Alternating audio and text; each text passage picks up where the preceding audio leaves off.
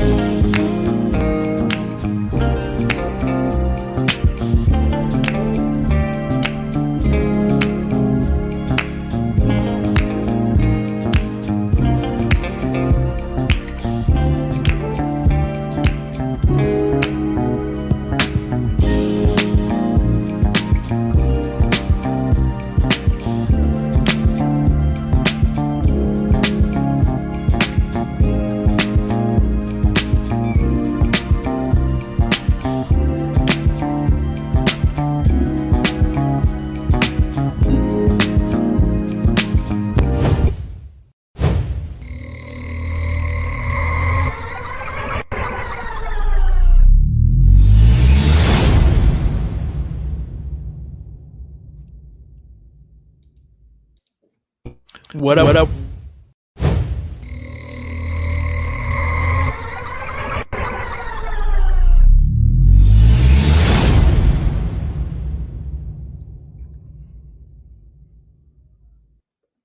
What up? What up? What up? Intro so nice you had to do it twice. What is going on, y'all? It is the Free Agents Podcast, and I know it is not Saturday. It is Tuesday. Doing something different. We're going to try this out. I know it's going to work. We're going to take all the 8 o'clock crowd, and 9 o'clock crowd, and 6 o'clock crowd in California, and we're going to do this thing. But as always, I don't do this thing alone. So let me bring in my brothers. Ooh, this looks weird with no glasses. It looks like I'm squinting. I decided to do some contacts, be different, but it looks like I'm squinting. So I think this will be my last day with contacts. I don't know. I mean, I don't know, man. I like how he's talking about squinting, but he's not going to acknowledge his beautiful, bold orange hoodie that he's rocking. Yo, I was about to acknowledge that. So this is a new hoodie I'm rocking.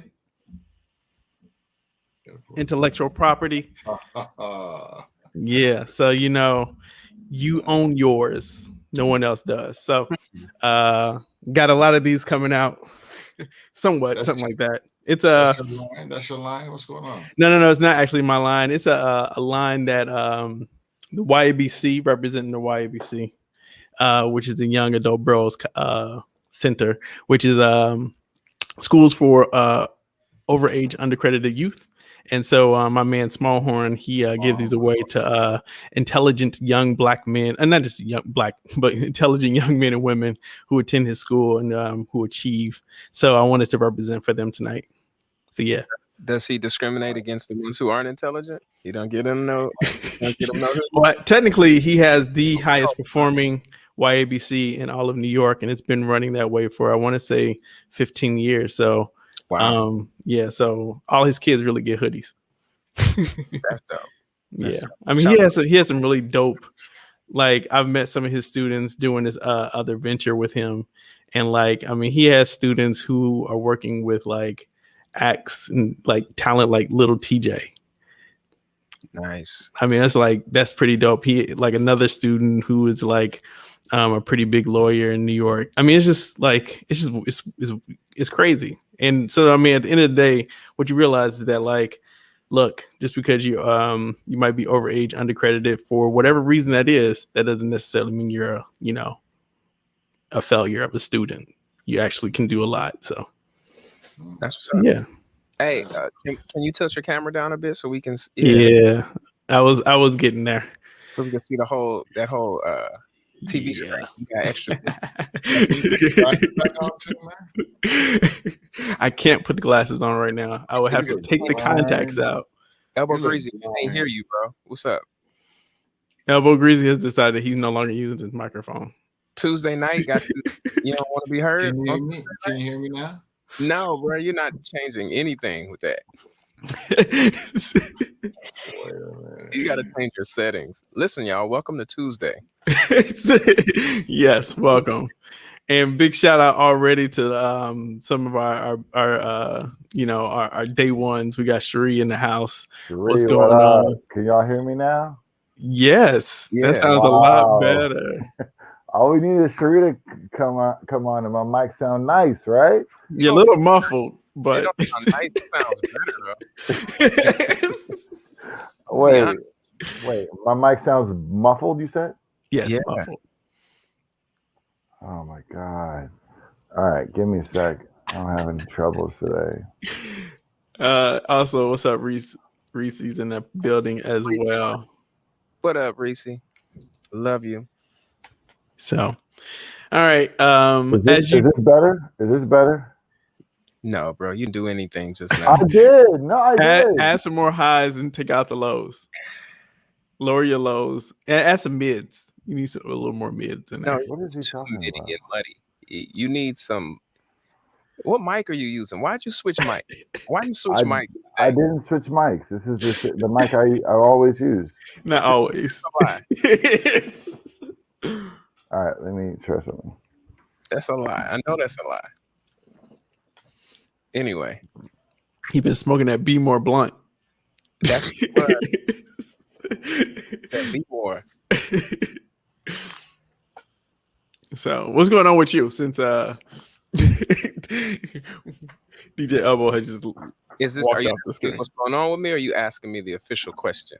No, I'm not asking you the official question yet. I was waiting for DJ Elbow to get back. But What's going on with me, man?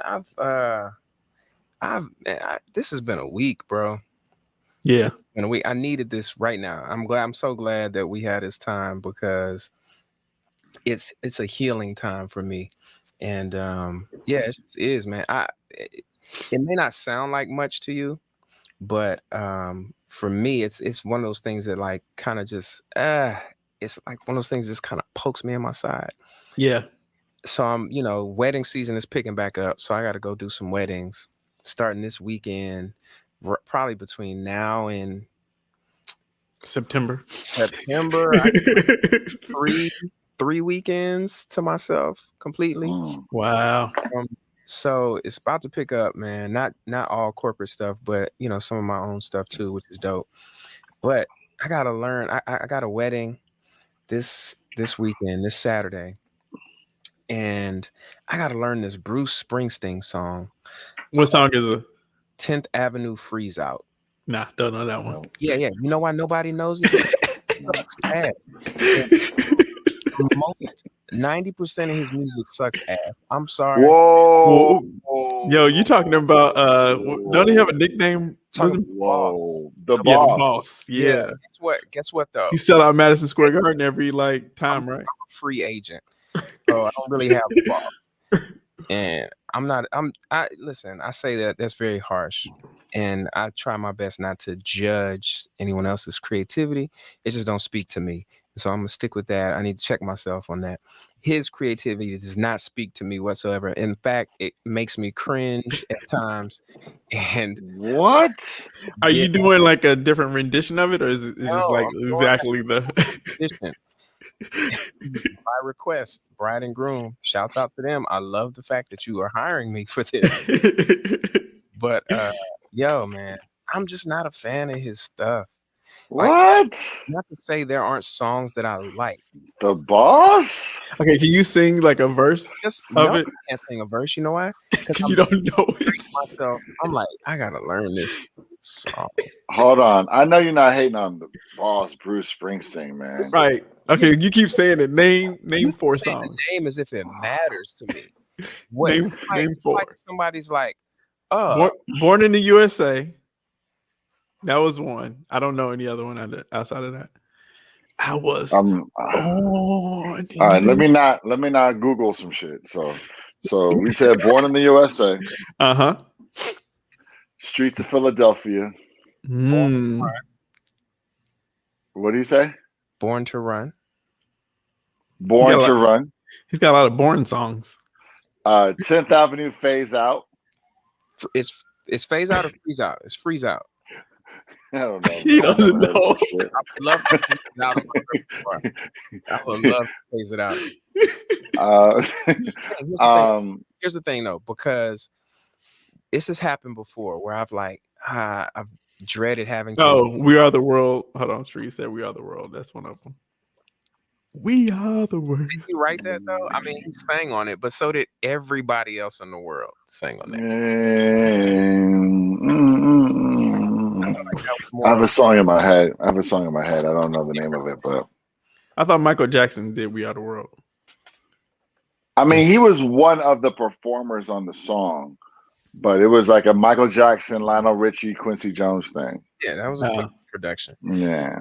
All right. What were you about to say though? Sorry to cut you off. Yeah, I'm about to say so there have been times in the past where I've had to learn stuff, and like in that process, like I discovered, it's like I unlocked a part of me that was like, oh, I find something of myself in this music, and I'm sure that'll happen, but it's hard to get past my ears, bro. Like, and it just don't connect with me.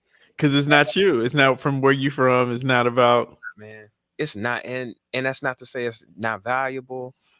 That's why I had to check myself and say his music is not trash. It don't resonate with me. And so that's actually a good segue into like how you're defining freedom, because I have something along that line. How about you start us off then? Cool. So I'm defining freedom today 2 ways. First, After Effects. Yo, man, I'm back. Like, I'm back with a vengeance. I did this photo montage today for a friend of mine whose brother passed away. And it was great. I did a really good job on it. And it was all in After Effects, and it just came back to me. So really excited about that. But I say After Effects and something else, 90s R&B. Like, I was listening to some like playlist on YouTube, and it just like took me to a whole other space and place, and I just was just singing at the top of my lungs, editing, and it was just great. And it just like, man, there were so many amazing 90s R&B women out there.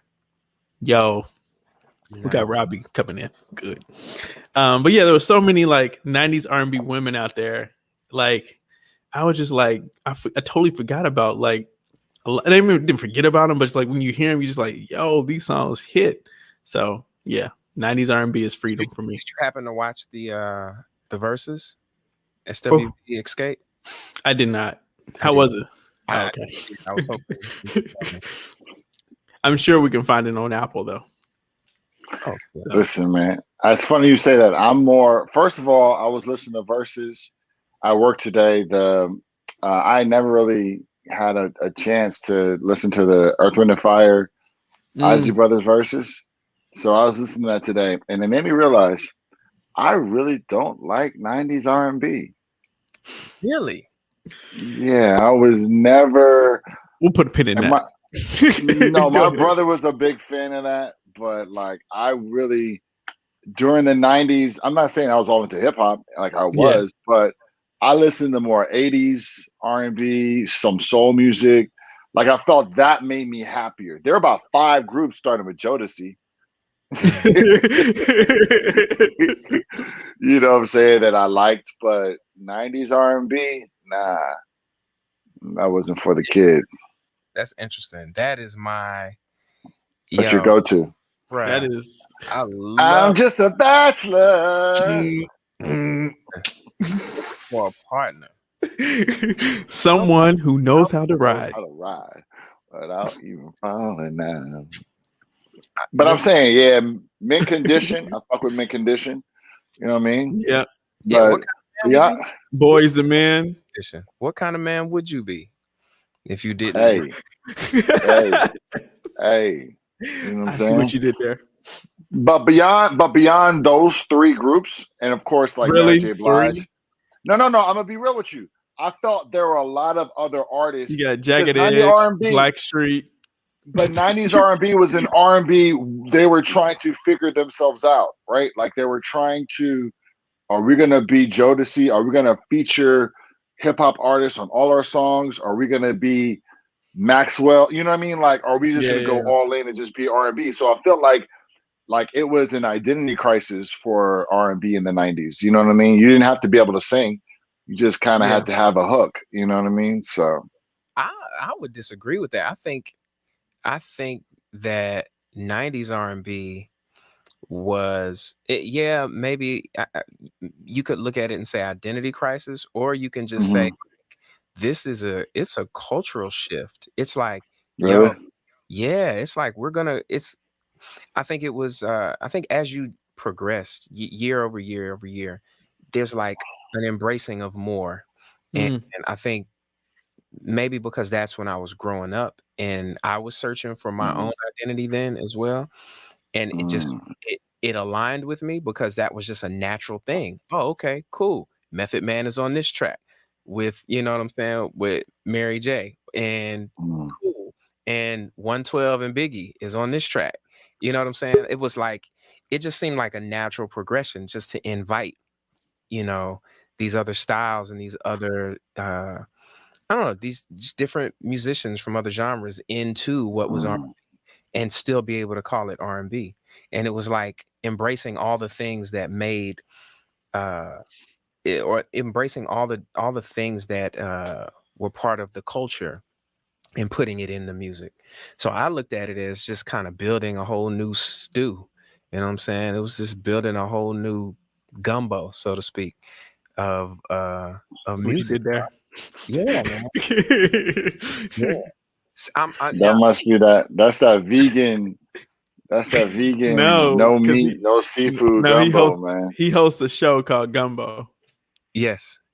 Is it coming Oh, I back? thought it was connected to my culinary, Nah. Is skills. it coming back? Is the show Gumbo coming back? I think that's what you're asking. Yeah. I'm asking Bel-Ami. Is Gumbo coming back? What you mean? Is it coming back? Back. You guys stopped doing it, right? Because of COVID. Yeah, no, we didn't stop doing it because of COVID. We stopped doing it because we stopped doing it in New York. It just moved to Houston. It stayed. Oh, got it. Yeah. Oh, it was popping in New York, Gumbo. Yeah, Tuesday nights, right? Mm-hmm. Which means we wouldn't have been able to do the free agents. What were y'all doing? It was like people were singing or like and dudes making gumbo and shit. No. So it started actually at this club called Meridian 23, and I forget exactly where Meridian 23 is or was. Is it in Chelsea or something like that? Probably, I feel like it was around that area. And Matt, the host, he used and the creator of the gumbo, he used to actually make gumbo and sell it there. But also it was a jam session. It was like, we're going to create a gumbo musically as well, where we're going to invite everybody in and we're going to be fully, improvisational and like no covers. You don't get up there and sing covers. You just do what feels right. Yeah. In the moment. And you be authentically you.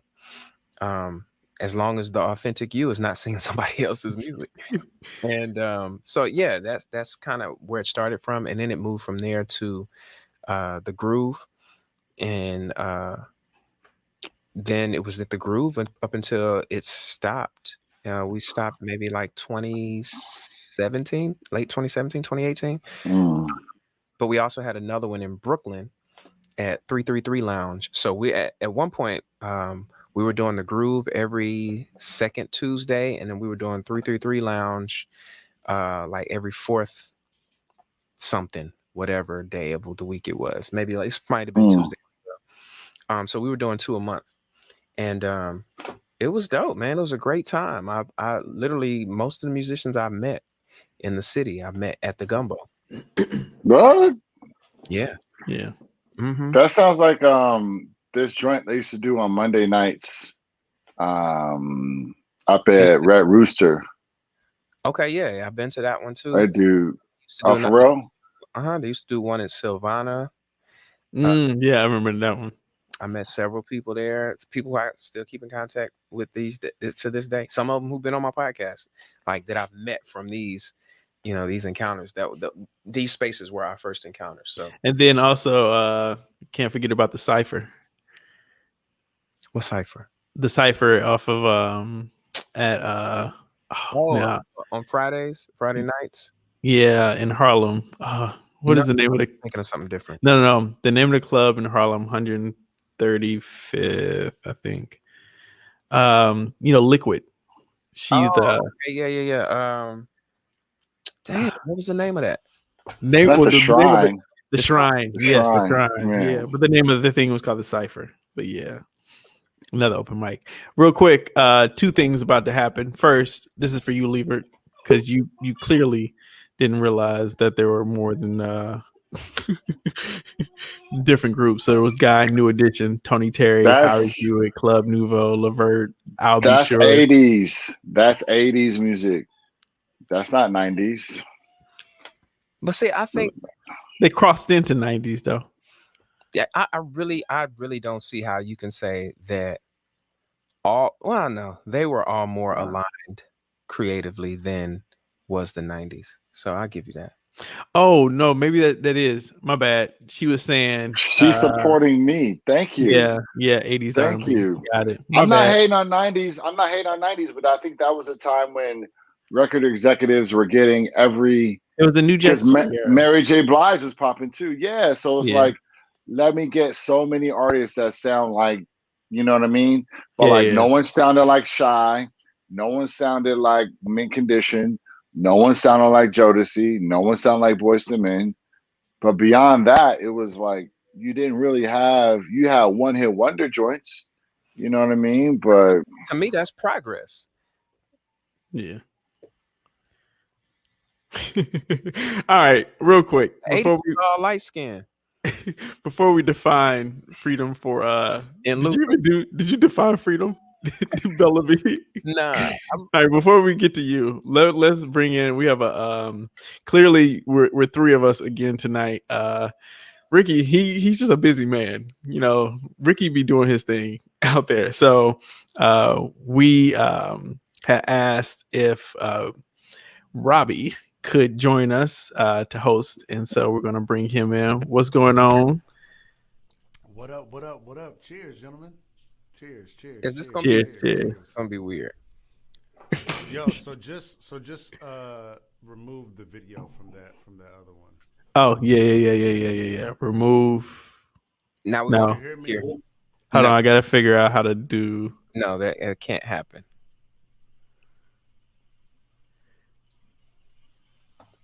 Oh, it can't happen? No, can't happen. Positive. Because as soon as we remove that, it's gonna go away. You're gonna go away. No. One, I'm on two devices. Right. So the audio will still be on the one.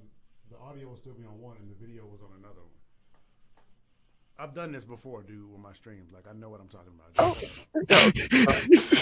Like that, huh? So how about this? I think you'll have to do is hit stop camera. Oh no, there we go. It works. There it is. See, come on, man. Come on. But by the way, you're also mono in the left ear. You're mono right now, bro. But it's also going to have this empty box here. Oh, that was DJ Elbow that was gone. No. Right. I was saying, yeah. He's back now. Yes. Oh. No. Go ahead. I thought I just clicked add to stream. There we go. Yeah. Boom, he's back. Oh well. Is there any way that you can do this without the double screen set up? I mean, I can, but the camera will be. I won't have that pristine camera like y'all do, unless y'all just don't care because I'm a guest host. Y'all just talk rowdy, I mean, that's fine too if that's what y'all want me to do. Bro, listen, this is y'all show. I'm just all right. Real talk. Let's just be real. Let's just be honest, bro. Like you're a sexy motherfucker, man. And I appreciate that, man. As much as we want to see you in all your sexiness, bro, like we really want to hear what you got to say. You're more than just your good looks. All right, man. Well, go ahead and remove that other one. Okay. We'll remove this one with the video. All right. All right. We're just gonna get rid of you both and do it. you got it together. Get it to, Oh, that's ugly as hell, boy. Oh my God, that's ugly. Woo, that's It is bad. dark. is the light still shining on you? Yeah. Bro. Yeah, I think you're still in like the left headphone too. You are. You're like mono. Well, shit, man. Goddamn. Get closer. Get a little closer. Whatever you did just now. Say something. In the I think it's the mic is a. I think Is it the way lower? you, Is that better? oh, that's better. yeah, but I think the way you have your mic, if you turn your mic. I'm trying to be like Bel-Ami, man, with the upside down joint. Stuff. Good, man. You sound good. It sounds good. It's still just in my left ear, real strong.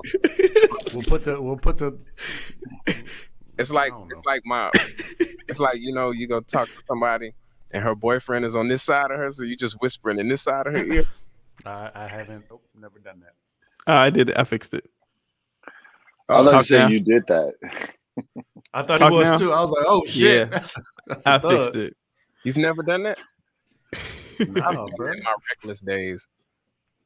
Oh, okay. Well, you can sing. I mean, that's different. Nigga singing. And if I Right. I'll be like, hey, you want to see me play baseball? Hey, for some, that's all it take. Hold on. You like wait till the DJ throw me a pitch. Yeah, that's it. All right, so we are still early into this thing. We're still defining freedom right now. We ain't got the shit.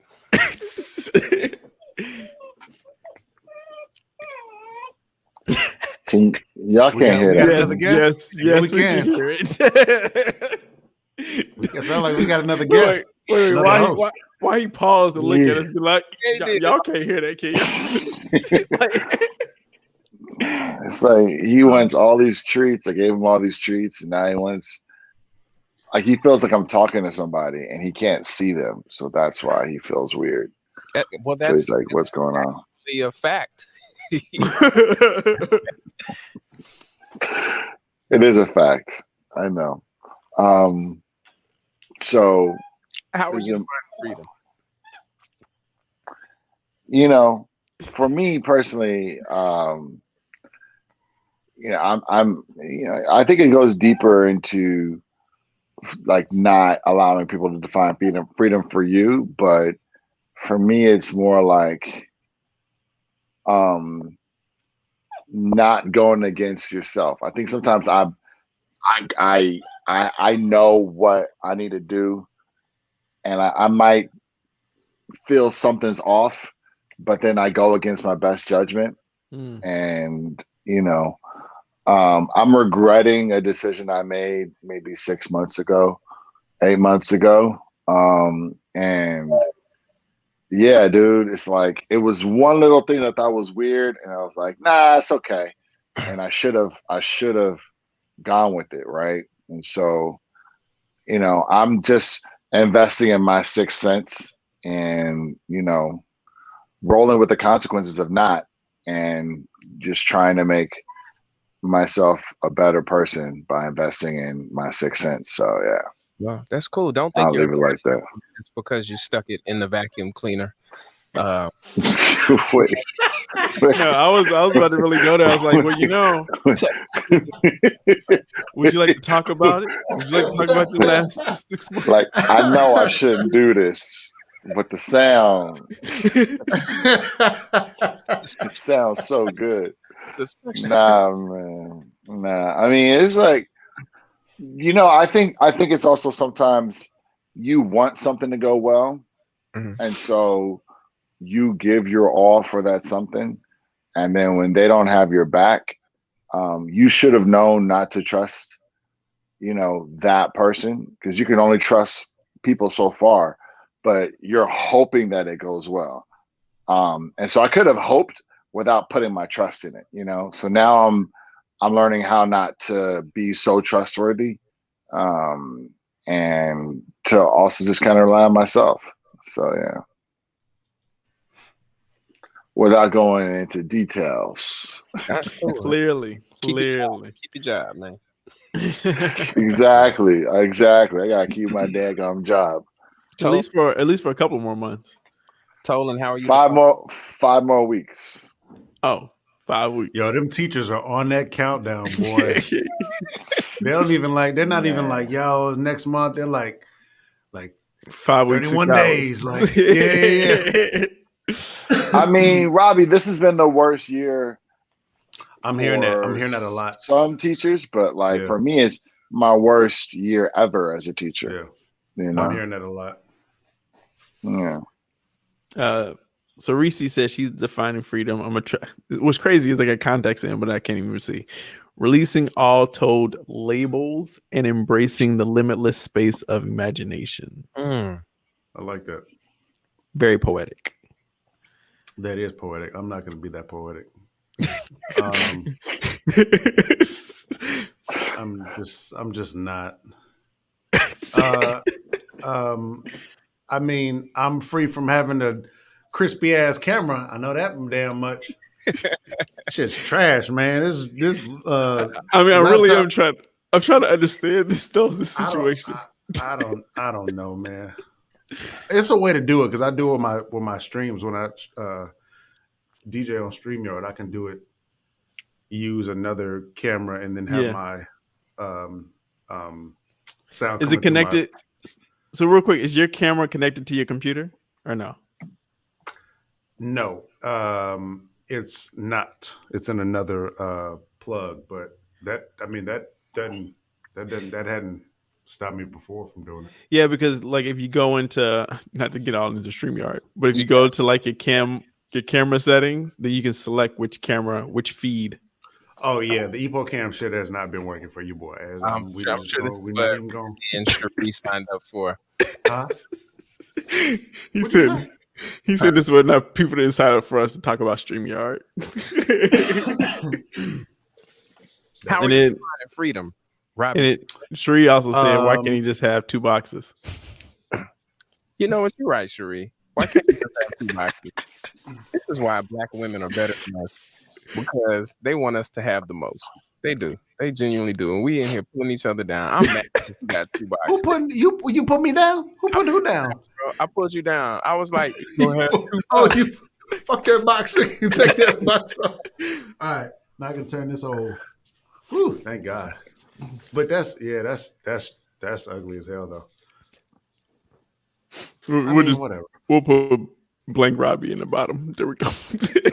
Blank Robbie. Yeah. I think I'm defining freedom.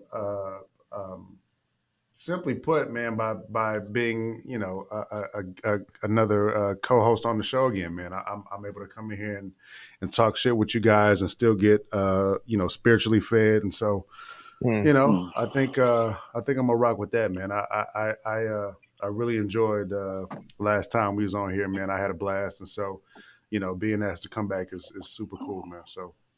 Dope. I didn't even know if you got my my message. Saw it. I said something. I okay. I responded. Yeah, I was like, well, we'll see if he comes. So. And then I was hitting the mirror up, and he don't ever answer anything ever. Stop. Yeah, I'm surprised he answered. I called him I called him right at the zeros, and I was like, "Yo, was that a no?" And he was like, "What are you talking about?" I was like, "Yo, do y'all still want me to hop on?" And he was like, "What? What do you mean?" Yeah. Bro, Yeah. Bel-Ami is famous. You can't. Yeah, man. You just gotta roll with it. Here's the thing. No one will be able to tell me when I'm on. You won't be able to be like, "Oh, that nigga switched up." No, you've always been this way. This nigga has been terrible at communication. This is me. He's always been awful. People love. Hey, listen. That's a fact. Blame my head, not my heart. You're consistent. Thank you. So when you say bad, man, is he just consistently rocking, it's like just consistently shitty. Wait, hold on. Is he like the guy he won't respond to text messages, or he's the one that doesn't return phone calls? Like, what do you mean? No. I mean, all of the above. No, but he does respond. It's just in time. It just takes time. It's just in time. It also depends on if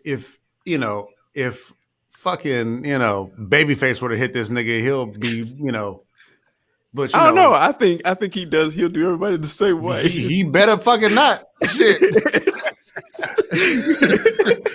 All I know is I've known this nigga for 20 plus years, and I'm like, yo, like I don't want no money or nothing, man. Just checking on you, bro. You all right? Hit me.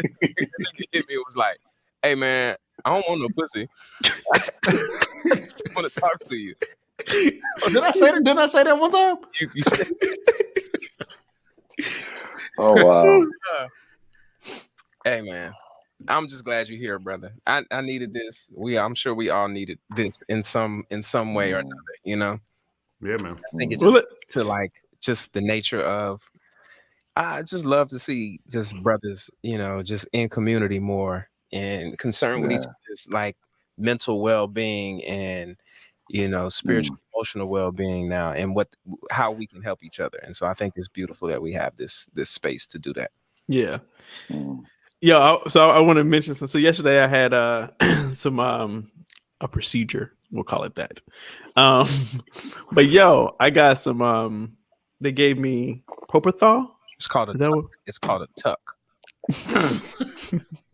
Nah, didn't get a tuck. I got an extension. Oh, okay. Didn't get that either. No, they gave me propofol. So the crazy thing is, I've only had like that's the Michael Jackson stuff. Yeah. I've only had like anesthesia twice Whoa, in my life. word. I called it the Michael Jackson. No, but like, did you have to drink it like the milkshake? Because Michael Jackson is like a milkshake, or No. they anesthesia. Yeah. And so like the crazy thing is I like he was like, all right, we're about to give you some propofol, it'll knock you out, and then we'll see you on the other side kind of deal. And so like he shot it in, and he was like, it might smell, it might Sorry, I'm come on, man. Like I couldn't. He shot the propofol intravenously into my arm. And then he was like, it might smell like or taste funny. Like you might have a funny smell or taste. And I was like, I do have a funny smell or taste. And then it was like, wake up, Derek. Derek, wake up. Literally, just like that. Like that was like literally the last thing I said was, I do have a funny smell or taste. And then it was, wake up, Derek. Derek, wake up. I was like, yo. It was the craziest thing. That's got to be scary, man. What'd you say? That's got to be scary. I mean, it is like the first time I had it, it was scary. This time, though, I was just like, I knew it was going to happen. But even knowing it's going to happen is just like literally time was gone. Because the first thing I said to her was like, what time is it? Like that was the first thing I said. It was like 45 minutes that went past. Nothing. Oh, wow. Not like literally it was like a blink. Wow. Well, speaking of 45 minutes have gone by. 5 minutes into the show, Blink. And we did make a promise tonight, so we're gonna have to hold. But isn't the point of anesthesia is because if you didn't have it, you'd be writhing in pain, right? Yeah, but you get like any anesthesia, but like I guess with the I forget what they call it. There's local anesthetic, which is what numbs the area, and then there's like I call it like a full anesthetic. I don't know, but there's local, and then there's Bill Cosby, right? Hey, these are all that comes with 8 hours of sleep, though. Wow. I'm sorry, y'all. I'm especially inappropriate tonight. I don't know what's up, man. It's Tuesday. It's funny. My homeboy in college, when I was a freshman in college, he was writing a senior thesis, and it was called Tools of Pacification. And he was trying to analyze the things that are legal in society that pacify you and not make you want to aspire to do anything, right? To be anyone, right? And so I'm just thinking of anesthesia, but you think how much anesthesia has been pumped into our communities, to pacify us. You know what I mean? So that's all I was hearing. You know what I mean? How many people have been knocked out? First time I saw someone smoke crack was when Obama got elected, and I was like, y'all still smoking crack? And it could be like, yeah, nigga. I was like, we just got a black president. Like, fuck that nigga. I was like, really?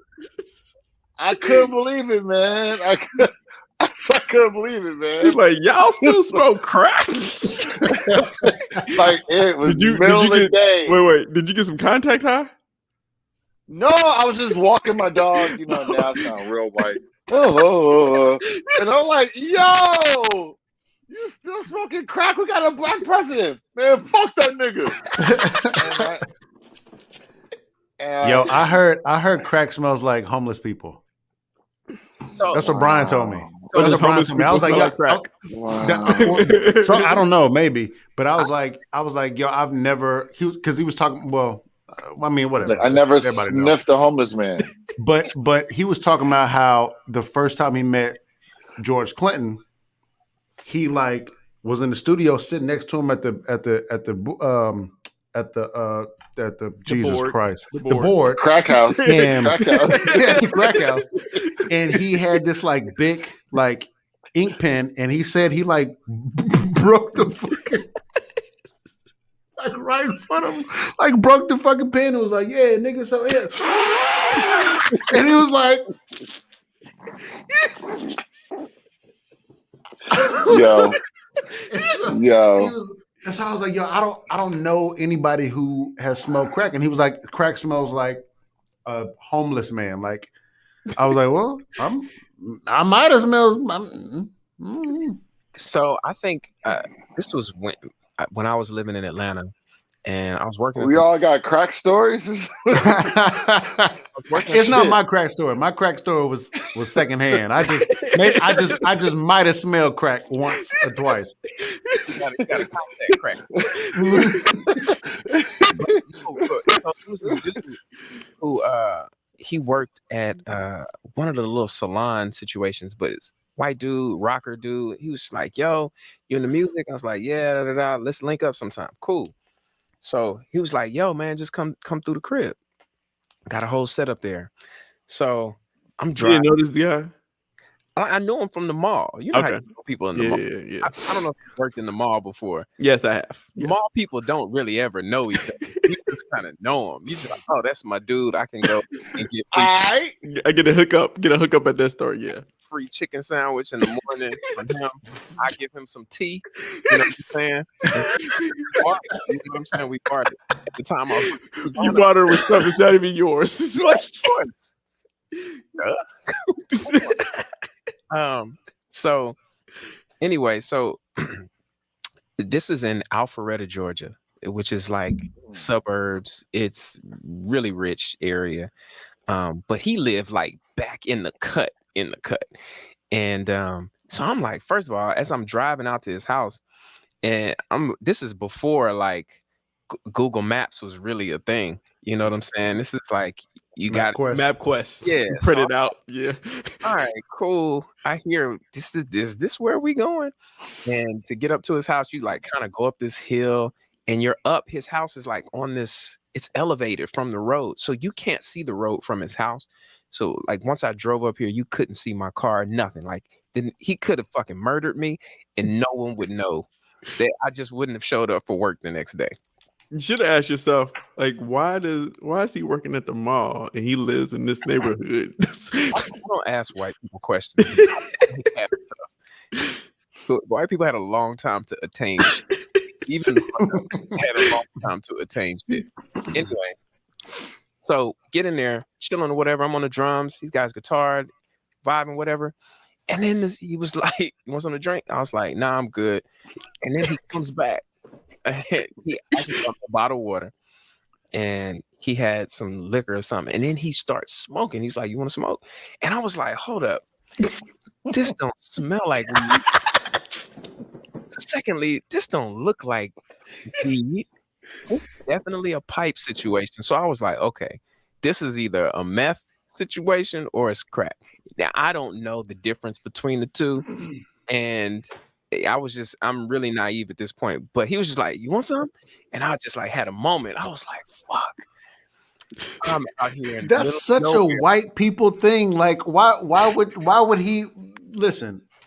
Just I've offer been me crack. offered smoke hundreds of times. You know what I mean? But it's always like I'm never like, you talking about crack or weed? Like, that's not a question I have to ask. You know what I mean? Like, you talking about weed, right? Not okay, cool. Because I smoked some crack last week. You talking about Sherm? You talking about You smoke some Sherm? We talking about weed, right? But look, yeah, nigga. Like, so it's interesting you say the smell, because I remember the smell. It was like, and maybe this is gonna sound really bad. Maybe it was because crack. You know, if you super woke, you know that crack is designed for the black man and us, right? It smells sweet to me. Like it had like it smelled like you gonna get addicted. That's what it smelled like. I can smell it still. It was calling me. It smelled so sweet. It wasn't like a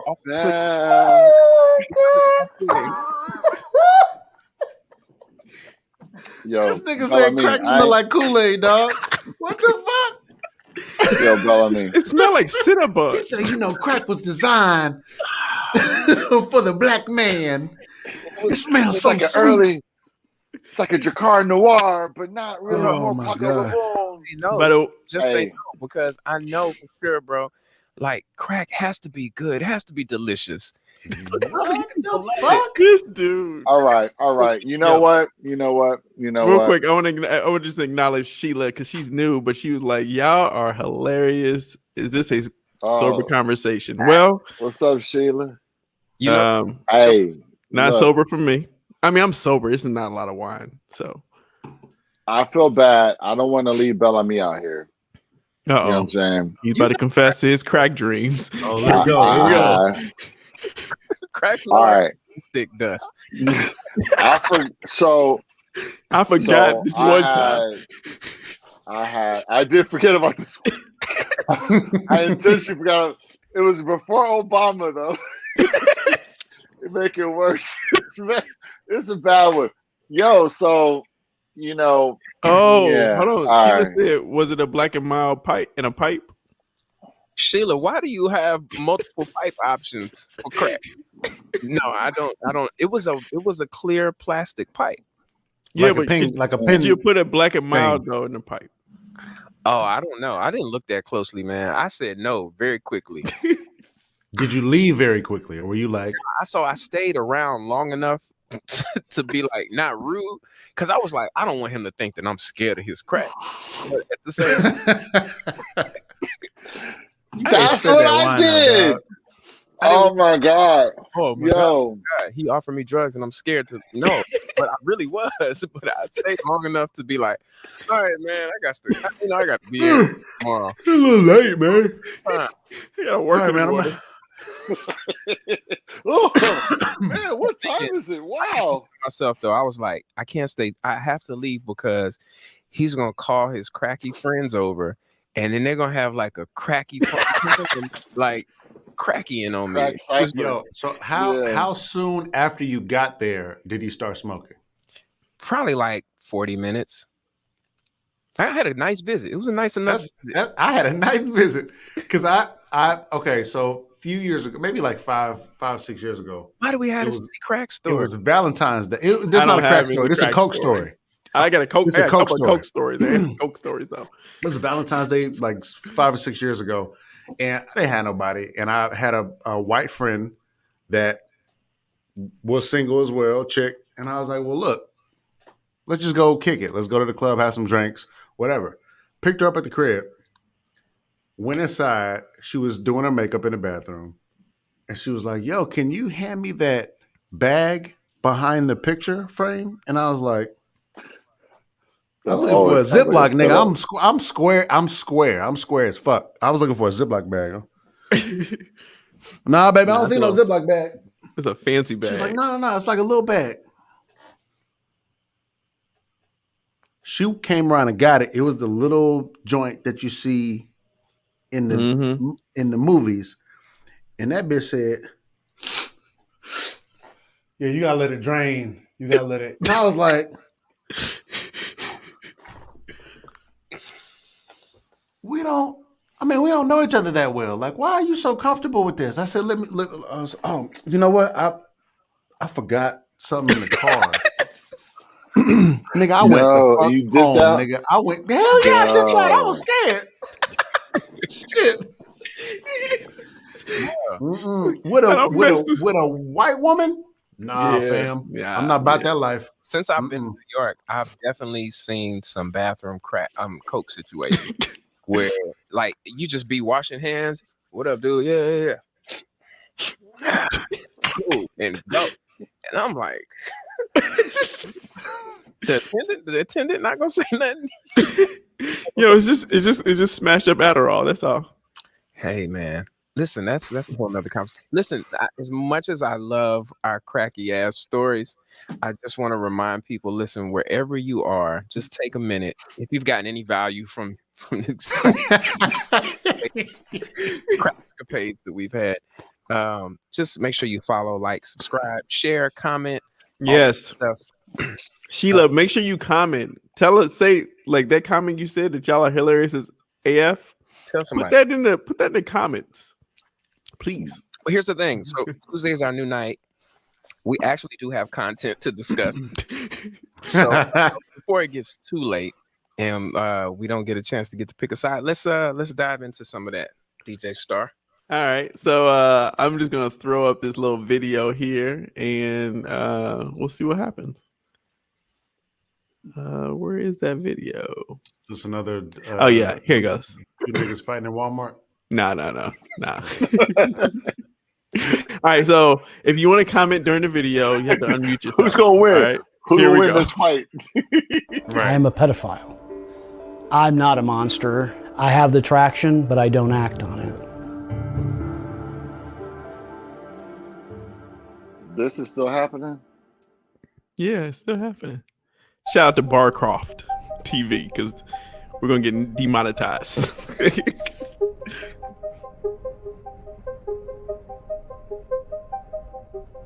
I am Todd Nickerson. I'm a non-offending pedophile. I have never, ever sexually abused a child. I never will. I do not look at child porn. I never will. I obey the laws. I respect the laws. I respect society's position on this. I understand it and agree with it. I am part of one of the most hated groups of society. No question about it. We are the scapegoats du jour. If you look at history, there's always one minority that seems to be the one that everybody kind of persecutes, and I think we're it. I'm campaigning for better treatment of people like me. We're non-offending pedophiles. Not all pedophiles are child molesters.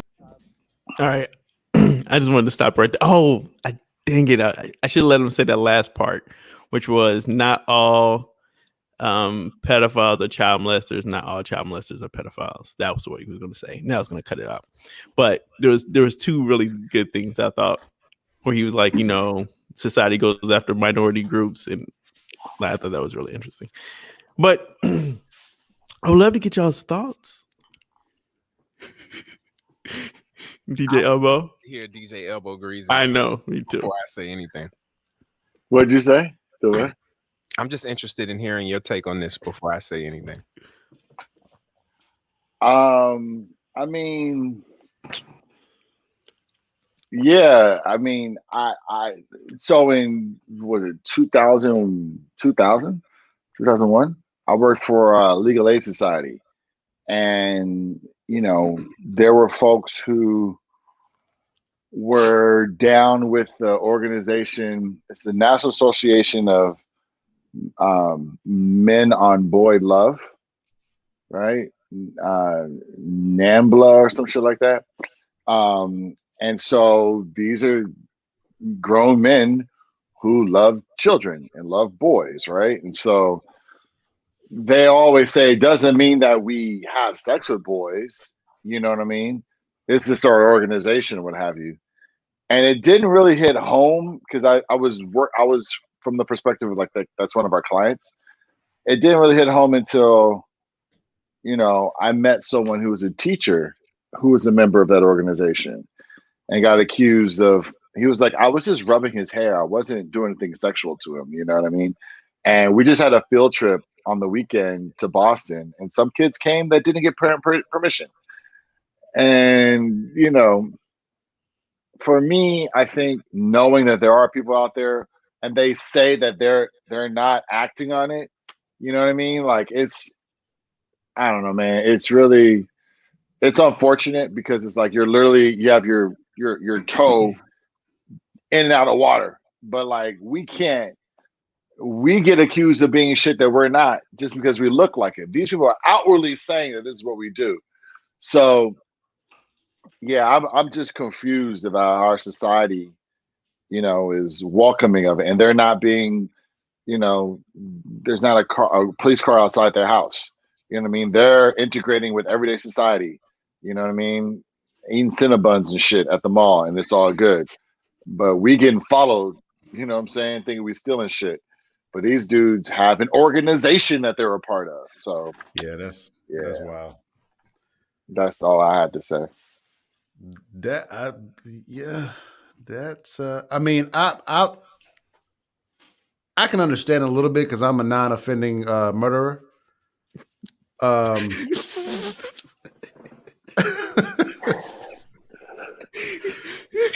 No, I mean that's crazy to me. I mean, I'm a non-offending crack addict. Yeah, exactly. I just not like the way it crack. smells.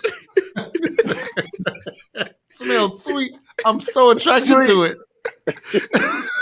He keeps calling me. He keeps calling me. He keeps calling me. Yeah, I don't know, man. That's wild. Now, one of my and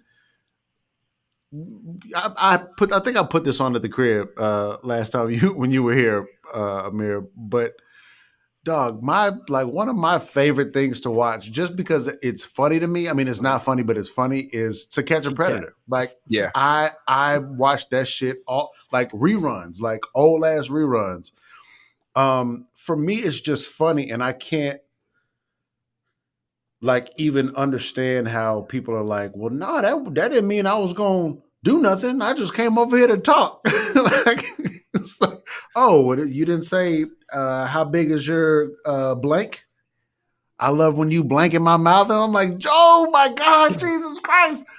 It's just funny to me. So I mean, I obviously don't condone that shit, but it's weird to just hear somebody say like, yeah, I'm a pedophile, but I don't. Like I'm a pedophile, but I don't act on it. I've never acted on it. So, I mean, I don't know. You just your nipples get hard when you see a little baby or something. Like, I mean, you don't watch. He doesn't watch child porn. I don't know, man. It's just I don't know. That's some white people shit. I'll just say that. So later on in the video, wait, were there black people in this organization? I mean, not in this video, but you should watch the video. In the man on boy love, leave it. I mean, I don't know. I never met a black person that's a part of the organization. Okay, well then my logic is solid. Then my stance is solid. My logic is solid. So we're just gonna stick with that. That man on boy love sounds like some Boy Scouts of America confessional type shit. So y'all Google. You know what? I think I have heard that because I was taking some. I can't remember what course it was, but I was taking a course in college. Huh? You was taking a course called How to Love on a Boy? No. I was taking a course in college, and they were going back to what you said, Elbow Greasy, about how some things may not be illegal, but they're like frowned upon in society, and vice versa. Mm-hmm. Like speeding is not frowned upon, but it's definitely illegal, right? Right. But it was something like this cat was a pedophile. It was a case. It was a Supreme Court case. Or not a Supreme Court. It might have been a Supreme Court case, But it was a case where this cat was a pedophile and offended, but it wasn't illegal yet. So then they made it a law. They passed it. Oh, he's the precedent. Huh? He was the precedent for the law. He was the precedent, and then the government knew he was a repeat offender and he was going to do it again. So they enticed him. They kept sending him like gay magazines, like little boy magazines and stuff. And he bit, but it was entrapment. So, you know what I mean? Like he was like, I'm cool. And then they kept sending him stuff. It's like entrapment. So, but I have heard of that organization because that was in the case. Wow. So the reason why I was intrigued by this video is because it just lends itself, and you guys hit on it already. Some things are frowned upon, but they're not. Like, it's not illegal for him to like little kids. Now you can like who you want to like, and so it just for me it brings into question like what the purpose of. When I think of like an ideal society, right? It's a society in which everybody can function. You know what I'm saying? And everyone is protected to a certain degree. And I think that line is where we all agree morally. You know what I mean? And so like this brings into question is like, do we have a problem with someone like that? Why do we have a problem with someone like that? Where do we have a problem with someone like that? Do we have a problem with someone like that working at the grocery store? Probably not. But if they're working at the school, we probably do. And it just brings into question, like, how do we really, like Robbie said, I'm a non-offending murderer. Bro, I'm sure we all have been non-offending murderers. You know what I mean? And I don't know. It's one of those things. I don't know. I don't know if you can ever fully process this. I don't know if I should say shouts out to him for. No, I mean, I get what I understand. I understand what you're saying. Yeah, I respect him for, stepping up. I mean, like he said, it's like I don't know if it's the most hated group, but clearly it might be because I think it's one thing that everybody, black, white, yellow, orange, brown, will unite against or unite on. But because the way when I watched, you got to watch the whole video because he also goes into like even like how all of this came about for him. So it is a very interesting little documentary. But what I was going to say is the one thing that I kept saying is like if he was just like saying, instead of saying I'm a virtuous pedophile, I'm a drug addict and I'm just trying not to do drugs, then there would not have been an issue with that video. Everybody been like, yo, good for you. Yeah.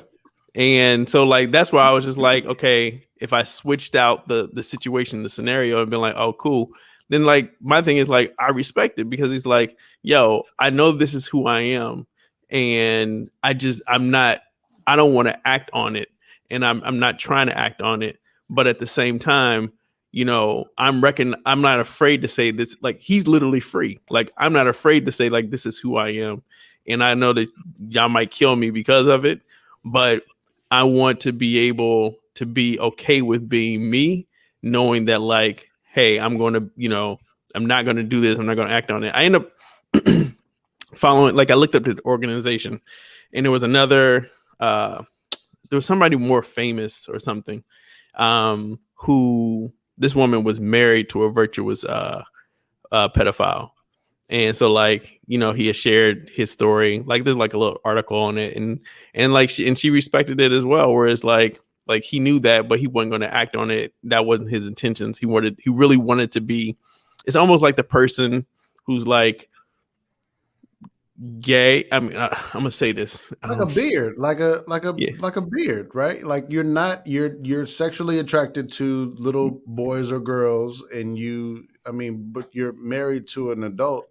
Yeah, or like Or you just you're attracted like both. to men, but you're married to a woman because Yeah. you feel like that's what society wants you Yeah. to be able to do, kind of deal. So I'm saying that, and I'm not saying that's right or wrong. I'm just saying like that's like this other articles. That's when I read it, made me think about that. So Yeah.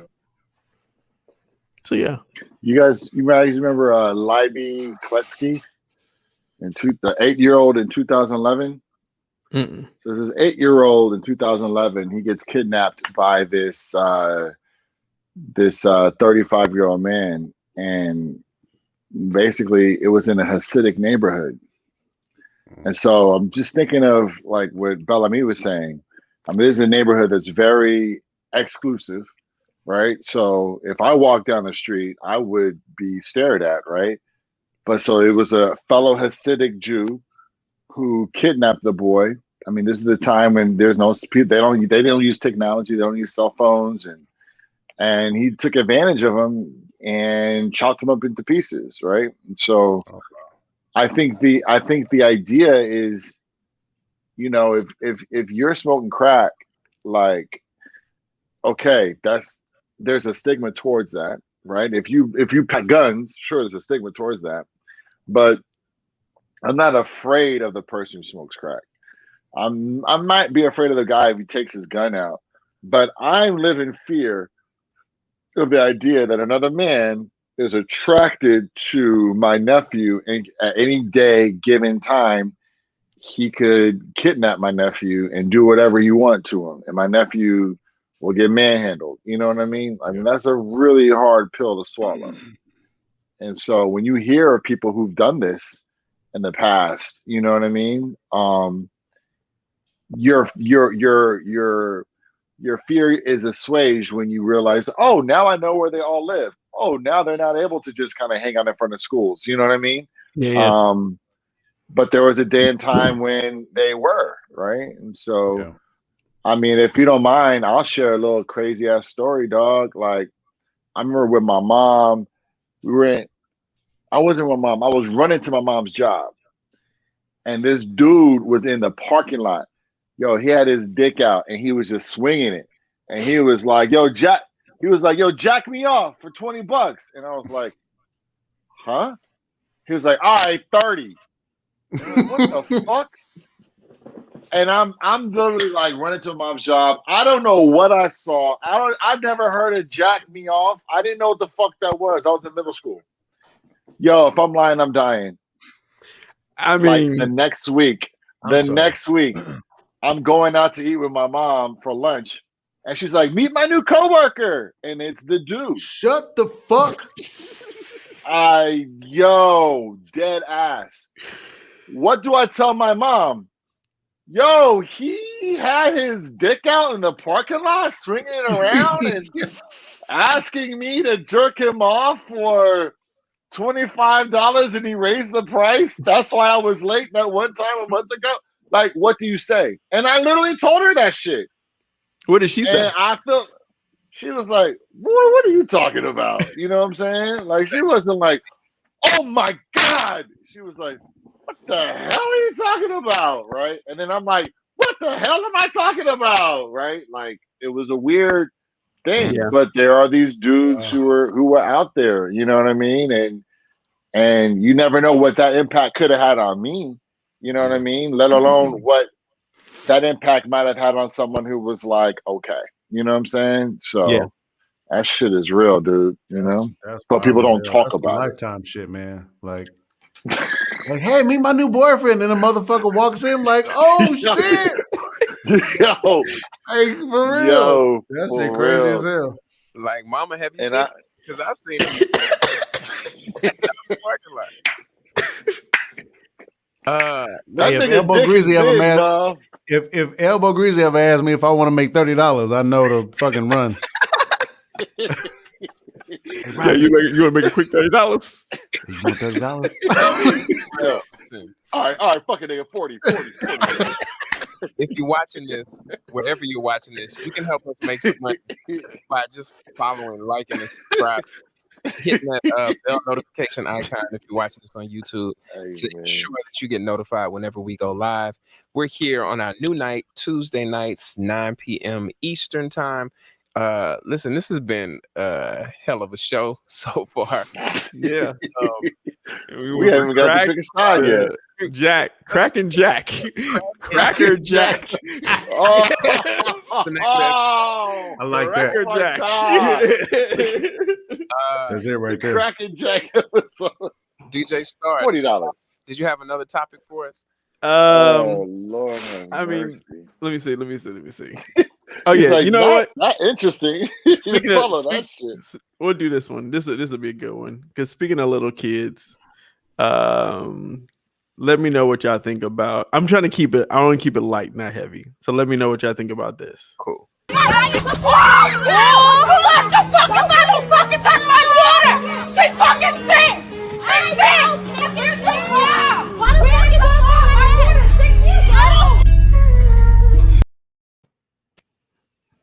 What happened? Hey man, it was a clearly an older little girl trying to beat up on a 6-year-old. 6-year-old. And then the mother jumped in. Yeah, I mean, I'm not The I'm not mother mad at of the that. 6-year-old. Yes. I'm surprised she didn't swing on her. Me too. Well, I mean, she was trying to teach a lesson though. You can't hit a can't hit an older kid. I mean, you can't Hey, hit you learn a lot from these. A lot. What's the context of that? Because there's two schools of thought, right? There's one school of thought. You 6 years old. If you're gonna talk crazy to somebody, you're gonna learn a That's lesson true. right quick. That's true. But it also depends on who, because I know if I'd have popped off crazy to my older cousins or something and we got to scrap a little bit, like that's kids being kids. Yeah. And the old folks not gonna say nothing. Strangers, though, I feel her. Like you can't just let.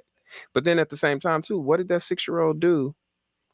her. 6-year-old. Yeah, it's a lot of trains of thought, right? Like we just got to go based on what we saw. Like we don't know Yeah, I tried to what find a longer video. happened before that. Well, so you should just know, like, you gonna fight a 6-year-old? Like, what kind of problems you got?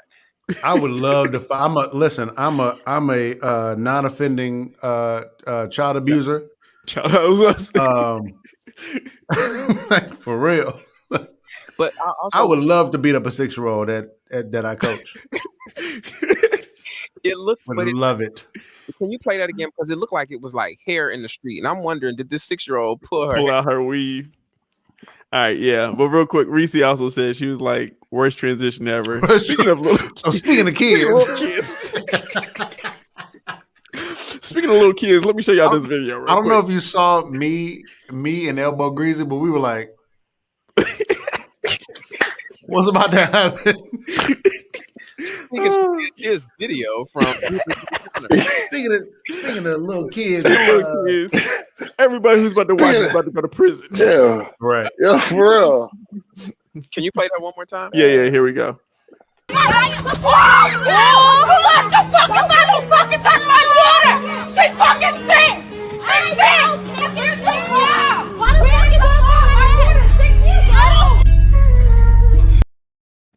The crazy thing is, she was still going after her with two things, and then there was a little kid that was like, Yeah, I saw that. 3.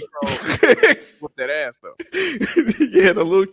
Oh, so there was another video I wanted to show where it was a 10-year-old beating up on a woman who was beating up on her mother. But I was like, I don't want to get too ratchet, so I was like, I won't do that. So There's just too many. It's maybe too many extenuating circumstances for me to reach a decision on that video. But I'm thank God that the mother was there, because that 6-year-old's going to get work. yeah, she squared up though. You saw her go like this, but she felt that first one. yeah.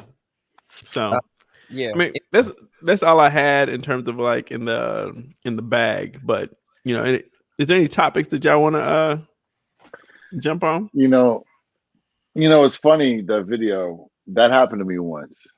I was with a student and we were at the Schaumburg, and this is right when the white headphones had just come out, right? So students are rocking the headphones. I was teaching high school. He's rocking the headphones, and like I'm giving directions about what we're doing, and he's been working my nerves all day long. So he said, "Yo, what?"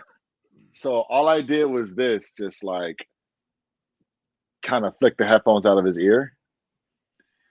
Yo, this dude pushed me so hard. And we're on the corner of 135th and Lenox.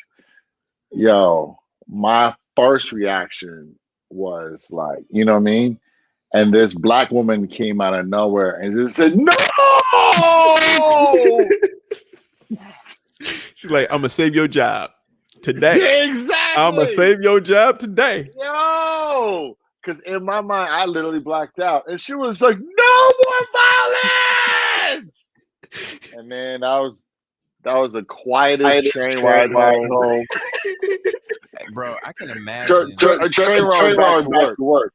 I can only imagine how frustrating it must have been to be you in that position, because I worked with middle school kids my entire career. So thinking about high school kids, first of all, middle school kids think they getting to where you are.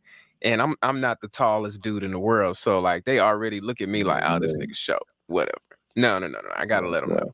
I can only imagine a high school kid, grown, feeling themselves, and wants to put his hands on you. Like and put his hands on you in public, in the hood, on the street. 135th and Lenox. I'm sorry. Yeah. Did you send that black lady a thank you card and a check? She was an angel, man. She just appeared out of nowhere. You realize you owe her all the rest of the checks you got for the rest of the school year. She was about to lose it. Indeed. So Reese made a good point. She said the worst part is no one is being shown any other way to bring down the escalated situation. Same energy needed to stop, and enough self-control to educate. Too many times with my own son. Yeah, I mean, I guess the mother, I mean, she did kind of like just step in and push her and all that other stuff. So yeah, I will say this though. I think speaking from experience, my daughter was, I think she was like 3 or 4. And I took her to this playground, indoor playground deal. And then one of the little kids, they were on the slide, and like the kid jumped in and like pushed her. And I promise you, I was about to run up that slide and get that kid. Like, it's just something in you. It's like, it just awakened in me like, yo, you put your hands on my child, and I don't care how old you are. But I didn't do it. Instead, the parent saw what happened to and looked at me, and I looked at the parent, and the parent looked at the child and handled the situation. But yeah. God bless him. God bless them all. Yo, gents, so check it. We're 10:23. We're almost an hour and a half in. So we promised people we weren't going to keep them too late tonight. Yeah. One thing that I realized I hadn't invited everyone into the chat. Look, this is your first time here. This is an interactive show. And I didn't talk about this before. We didn't do the we didn't go over the rules. Like, we have these conversations. The whole point of the Free Agents podcast is to just explore freedom and explore how we're creating freedom in our own worlds and truly living in that. And part of that is having conversations with one another to better understand and bridge gaps. Because the only way we can bridge these gaps of understanding is to have these conversations. So we love the fact that you all have been engaged in the chat throughout the night. We see everything that's going on in there. If you would at any point come I don't know conversations face to face, you can use the link that just appeared in the chat. That will bring you backstage to the VIP section where you can have these conversations face to face, much like our brother Robbie Tolan is in here tonight. Use that link, it'll bring you right backstage. And we're about to go to the most celebrated portion of our show. And it is called Pick a Side. Now, Pick a Side is a practice in like just owning your shit. You know what I'm saying? Too often we try to make our ideas fit within the scope of others. And that's just not what it needs to be. We need to own it. Look, if we feel something, we just need to own it. I'm really doing a horrible job at describing this one today. But so what we're going to do is we're going to offer, each one of us is going to offer a scenario. We're going to each have to pick a side, one or the other, without any explanation. And like part of it is just, look, this is just what it is. This is who you are. Pick your side, no explanation. The only way that we can explain is if you, the listeners, the viewers, ask us to elaborate on a particular topic or explain our decisions. And we will, that's the only way. We're going to try to get through this without explaining ourselves. It's really difficult. And if you haven't done this before, I would invite you to join us by using that link. And I would assume we'll get started here shortly. Yeah, there's an echo. It was an echo on me. Yeah. All right, let me fix that. All right. In the meantime, let me unmute everybody. So as he fixed that, and if you want to join us for Pick a Side, please do so. In the meantime, I want to put this up real quick. Sheree had a good story. She's like, there was a student asleep in his class, in a class of fifth graders. A teacher knocked on her head to wake her up. Mom came and busted the glass over his head and sent him to the hospital. He was 6'5". Dang. Oh. Yo, don't be touching people's kids, man. Yeah, that's a slippery slope, man. I'm confused. A student asleep in fifth grade class. Yeah. And the mother. The teacher came. So the teacher came over to the little girl and knocked on her head, like, "Hey, wake up."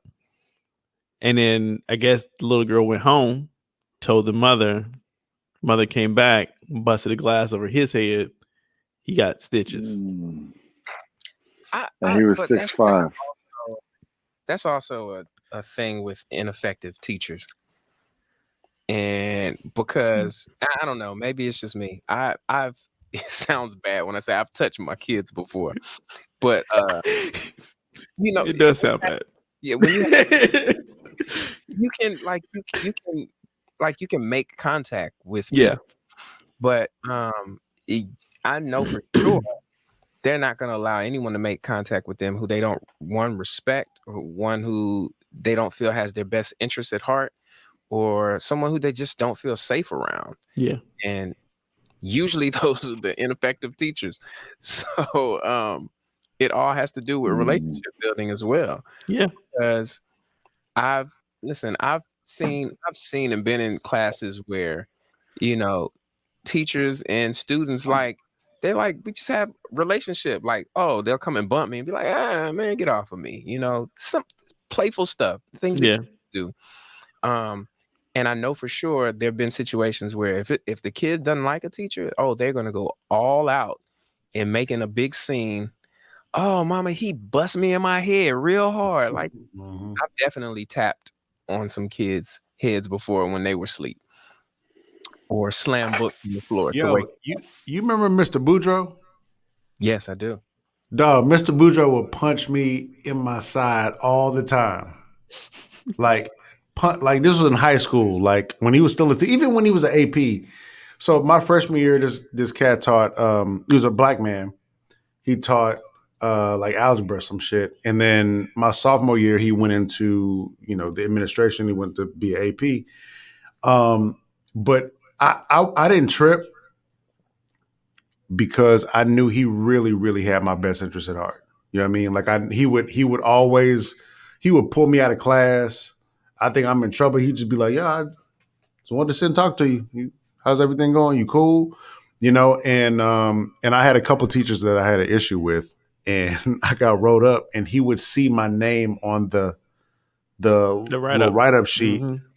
He would pull it, have me brought to his office, and he would sit there and be like, just chill, man. I know. You know what I mean? So I've had a couple of teachers like that would, I had one guy that would go around and pop my knuckles with a ruler. He used to walk around with a ruler, pop my knuckles. Mr. Boudreaux would fucking punch me in the side all the time. But it's different when you're like a belligerent asshole kid, you know what I mean? Versus, you need somebody to be that parental figure, outside of the household. So I wasn't tripping, man. Mr. Bujo's my guy. I love that guy. Here's a good one that Erica just said, and it's all about, it reinforces the whole relationship thing. Parents gave me permission to whoop their children. I never did, but yeah, I had a pass. I've known teachers who parents have given whoop them. Yeah, I had a pass makes a difference though. Yeah, like having a pass, like right. Your mama told me I can beat your ass, right? Well, also what I would do is, open houses. I loved open house. That's when the parent. We connect, and that kid is like, this is an extension of my home. Oh crap! You're not gonna try that funny stuff with your folks. You're not gonna try no funny stuff with me either. And sure, the same things with Erica. Like once you establish that relationship, they see you as that, and it's like, oh crap! Well, I know my limitations now. We used to have. What if? Oh, go ahead. No, you go ahead. But what if your first year meeting these kids is distance learning? I mean, so how do you develop distance? Then you're doing some extra shit. If what? I didn't hear you. You can manage to put your hands on a child at a distance with distance learning. Like you're doing some extra But stuff. that's what I'm saying. It's like you don't have the parent teacher. You know what I mean? They can't smell the sweet smell of crack on you. You know what I mean? Like how are they going? How you going? It's really interesting because how they go like you? You know what I mean? Part of what I think, and this as an educator, proximity is everything. Yeah. You know what I'm saying? And just that in person, that face to face, that I'm in your space, like you can feel my energy that I'm giving off. Mm-hmm. Right.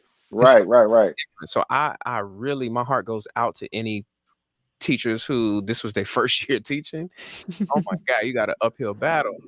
You know what I mean? But it's difficult. I don't know how you manage that. But anyway, we're supposed to get to pick a side. Yeah, Erica just said though, she was like, relationships are built over time and it could take longer than a year. So think about it. Like with your situation, then we'll move on. You've only been there less than a year and you met these kids at a distance and these kids don't look like you. So you are you talking about me? No, I'm just saying, I'm just talking about distance learning in general. Yeah. Imagine all of that on the internet. I'm not tripping about where I'm at. I'm not. Got you. I got you. All right. Let's pick a side. We can actually start with Shree actually gave us a good one, a nice little warm up. Pick a side, Layla Ali or Serena Williams. I should throw up the picture of Serena. I'm first, huh? Serena all day. I'm gonna have to go with Serena. Serena all day. That's dub. Come on, man. That was easy. All right, DJ Star. Serena, yeah. All right. So this is to harken back to my earlier conversation. What era would you live in for forever? The 90s or the 2000s? Forever. Forever, ever, ever, ever, ever.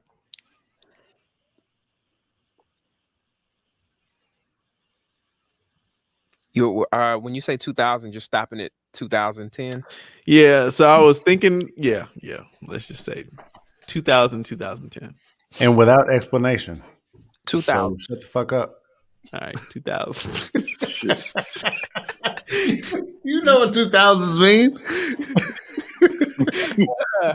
It'd be weird, like the 90s. The 10s? The 90s. What'd you say, Robbie? Yep. Oh man.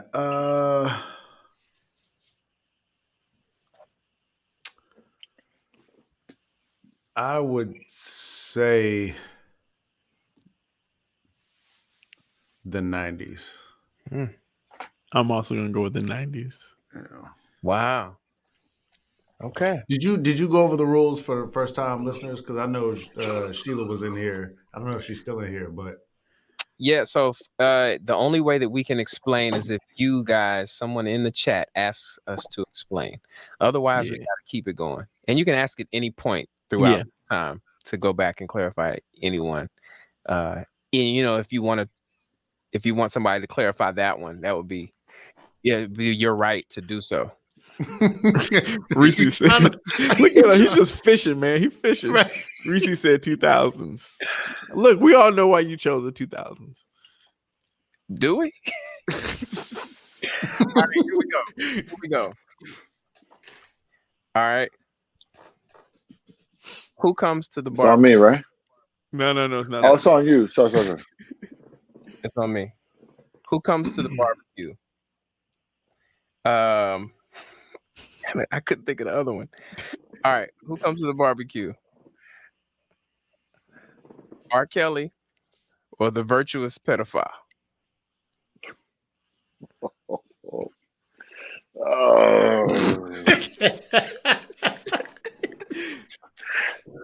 Do they know that it's the virtuous pedophile? Like, do they know? Like, everyone knows who this dude is? That's a good question, but you can't explain it. Yeah. It's too much, man. It's too Interpret it. much. You interpret it how you choose. Damn, fuck. We'll take a pause after this too. I'd go with the R. I'm gonna go to R. Kelly too, man.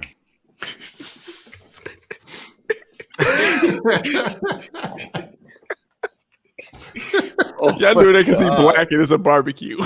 Yo. I'm gonna go with. I'm gonna go with R. Kelly. If you saw what you call it last week, then you would know why. Hey man, you talking too much. Yeah, you're right, R. Kelly. I'm gonna go Ara. I'm gonna go with Mr. 12 Play himself. Of course, across the board. Yeah, it'd be a great barbecue. Exactly. That's two sweeps tonight, right? Oh shit, man. Please asking us to explain which No, one. just you, because everybody else chose the 90s. No, I mean we can 90s. not tease 90s. Okay. Nice. Is that what you're asking? Yeah, I don't know. Confused, Cherie. I'm confused, really. Reese said R. Kelly too. Naughty. Yo, for real, right? It's gonna be a great barbecue. You'll get some music. Don't you have that song with Snoop? It's an outdoor party or some shit like that. And if you watch the verses, that last tune they played had to be an R. Kelly production. The latest one? No, the verses with the Isleys and Earth, Wind, and Fire. What was it? Busted?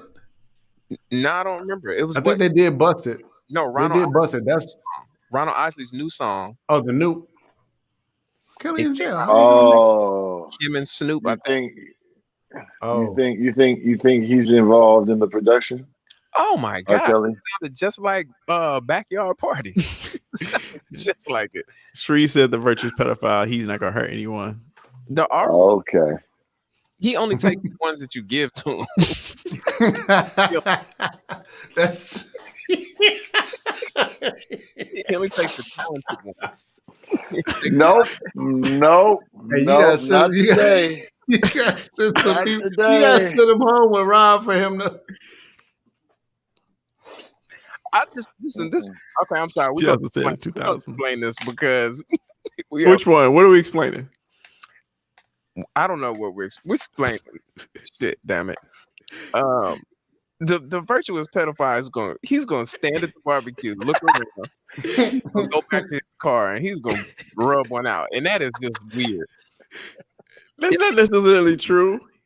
He will. Yeah, listen, man. The thing about the virtuous pedophile is that it's a barbecue, and he doesn't. If he wasn't a virtuous pedophile, he was just an ordinary white guy with a hooked arm. He would look weird at the barbecue. Yeah. But would you rather be at the barbecue like that's Derek's friend? Like I mean, but what's worse? You saying, "Oh, that's Derek's friend," or you saying, "Oh, Derek invited R. Kelly"? Derek invited R. Kelly to the barbecue. No one's gonna ask who brought R. Kelly. It's like, oh, the Ara. No one's gonna give a fuck that Derek brought R. Kelly. It's gonna be R. Kelly's more important. He made. I agree with that. I agree with that. Everybody gonna be like, "Yo, Ours at who's the that random party. white dude?" Is that the and that's what virtuous I'm saying. pedophile?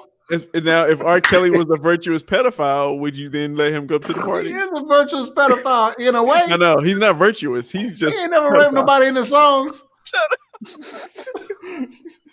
Oh, this is bad. He got This is Grammys, bad. dog. How many Wait, pedophiles you know with Grammys? Technically, a lot. Technically, a lot of those songs were about his conquest. Yeah, but you didn't Let's keep it see going. it. You just knew it happened. Keep Like, it moving. Oh, All I'm right. playing in the 90s. Yeah, I need the internet, man. What I knew you was gonna say. So there was internet in the 90s. It was just dial up. the dial up, man? You can have that shit. I'm gonna be on my iPhone. hey man, that dial-up work, dog. That dial up work, man. And you didn't know no better. Is this like a as our now selves go back to the 90s and live forever? Yeah. Yeah, bro. Wherever you was in the 90s, that's where you gotta live. At least that's how I interpreted it. And I didn't turn full adult until the 2000s. I was 18. What's full adult? 18. That's full adult. Yeah, that's full adult. You can't do shit. You know the people on To Catch a Predator would 17, 16, 15. hey, she was asking for a dick pic. I know she's 12, but shit, she asked me for one, so she was about that life. But here you Man, that should be funny as hell. to run around butt naked with the cat. Yo. Anyway, all right, let's keep going, y'all. Let's keep All going. right. Who's up? Oh, DJ Elbow. All right. This was a little easy, man. This is right over the place, slow and bouncy. All right. Reasons or Love's Holiday? Easy. How does Love's Holiday go? I'm gonna go with reasons. Never felt this way. Amir, sing it. Sing it, in Amir. my heart tonight. Okay. I got it. Love. In my heart tonight. Yeah. Yeah, but I'm gonna go with reasons. reasons. Was it because of that rendition or No, because I know that song. I don't know the Okay. song. okay. Reasons all day. Yeah. Who sings Love Fantasy, Holiday? man. Who sings Love Holiday? Love's Holiday. Love Holiday. I say fantasy or holiday. You did, and this is your pick of sides. What's happening right now? The Elements, man. Earth, Are we Wind, and drunk, Fire. The same people who sing Reasons. Oh, I mean, like I said, I have Earth, Wind, and Fire album. I've never really heard Love Holiday. Oh, But- you must not have that one. Reese. It was the one has- on. Thank you, Reese. Thank you. I mean, that's he said this was easy, slow, and bouncy. That's not easy. You're two fire ass songs. I mean, it's, there's no. Did that or fantasy? Fantasy. But I only heard Love's Fantasy from the Steve Harvey stand up. I had never heard that song before. Really? Oh my God, I feel sorry for you. And Well, it As sounds like usual. you're gonna have to have a EWF. Yeah, listening Mix. party or something. Yeah, for listening sure. party. There you go. DJ Colin, your turn, brother. I'm gonna go easy for this first round because I know It picks up in the second round. Yeah, it picks up steam in the second round. I'm gonna go easy. Now this is easy, slow and bouncy. Call or text. Text.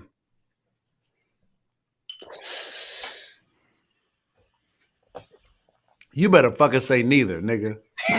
Your ass don't do either one well.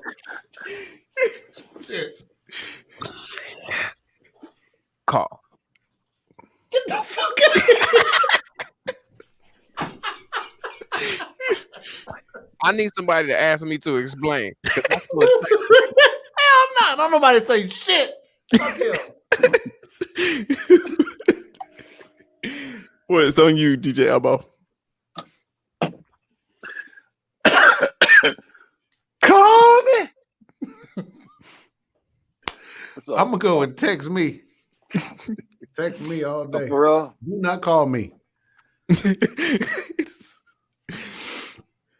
All right. Yeah, Reese said text. All right, here we go. In celebration of tonight, crack or PCP?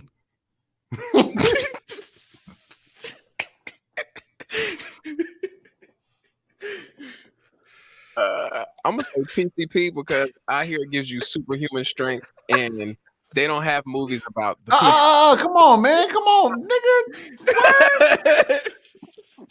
Damn. My bad. He said because, and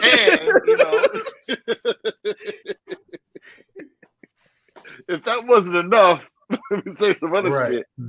Oh shit! Tree also said, yo, I'm gonna go with the angel dust. Boom, boom, boom. Angel dust. Is that a song for real? That's Gil Sky Herring. I ain't make that shit up. I haven't heard that. I need to listen to it.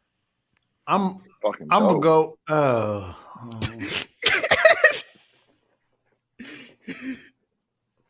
If ever there were a lose-lose, this or that, crack.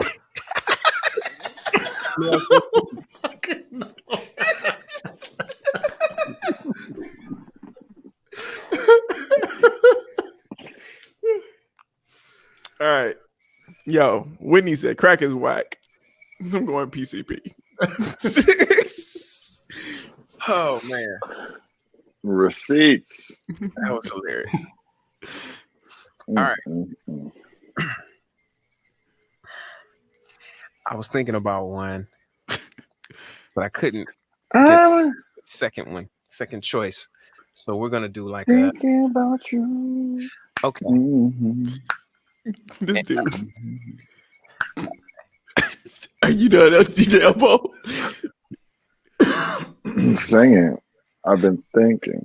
Would you rather have all the confidence and no ability, or all the ability and no confidence? That's good.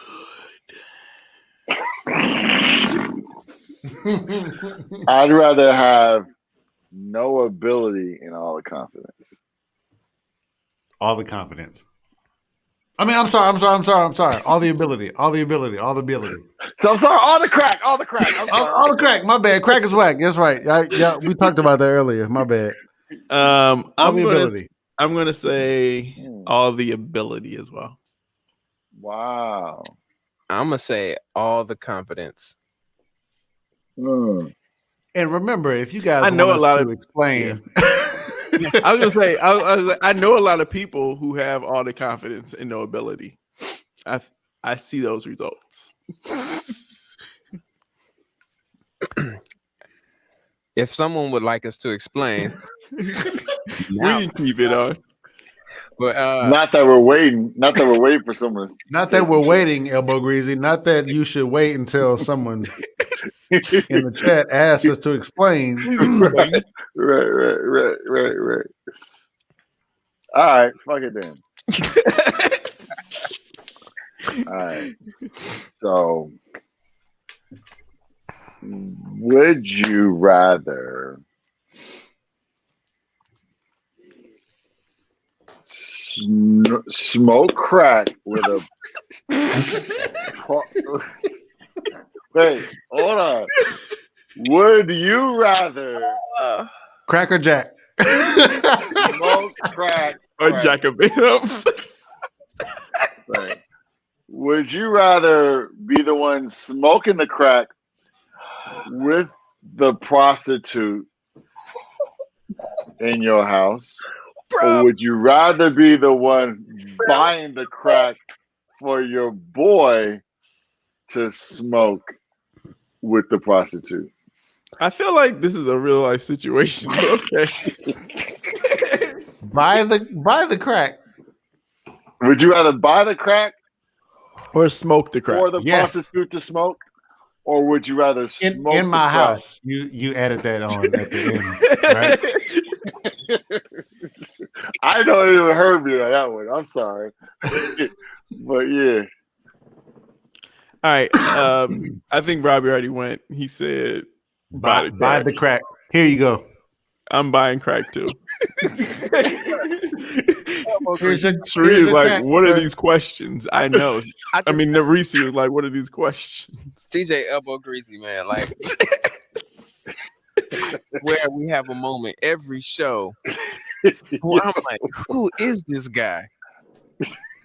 The fuck Come kind of on, man. this? I should have done that Hey. other pick aside. That was a good one. All right, here's the thing. What?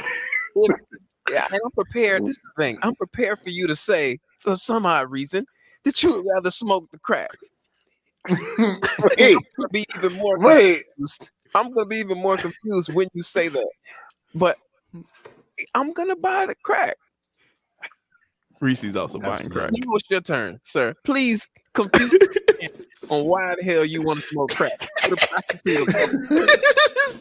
I don't. Yo, I don't want to smoke crack. I just don't want to buy the crack. What? That's not an option. What are you saying? Either buying or you smoking. I would have to smoke the crack. I would. Why don't you want to buy it, man? Hey, fuck these rules. You gotta Why don't go you want to buy outside. crack? Why would you rather buy crack than smoke it? It's all about All right. perception and the way you look in life. You got to go outside, buy the crack in your neighborhood, go back in your own building. Now everybody knows that you buying crack. Oh, If someone brings you crack, you gotta love you this with a logic. girl, you just like, all right, I'll try the shit. You know what I mean? I ain't got to do all the whole hit. this So is sweet. It's But so I'm saying, We need this in the chat but right now. I'm making a decision on my own. I'm not financing other people to make decisions that are going to grossly affect, and I'm financing someone's. Hey, Elbow you Greasy, know. right now, this is long overdue, bro. You shut the fuck up, man. Listen, Oh man, that's your No. truth, and God bless you. Hey, Bel-Ami, have you ever bought crack for somebody before? I'm definitely not gonna buy it for you and your smoky ass. But I'm asking you, have you ever No. bought crack for? Okay, so that's what I'm saying. If you've never He's done never it, smoked it maybe either. you- So it's like Guess what? I've never been. neither am I.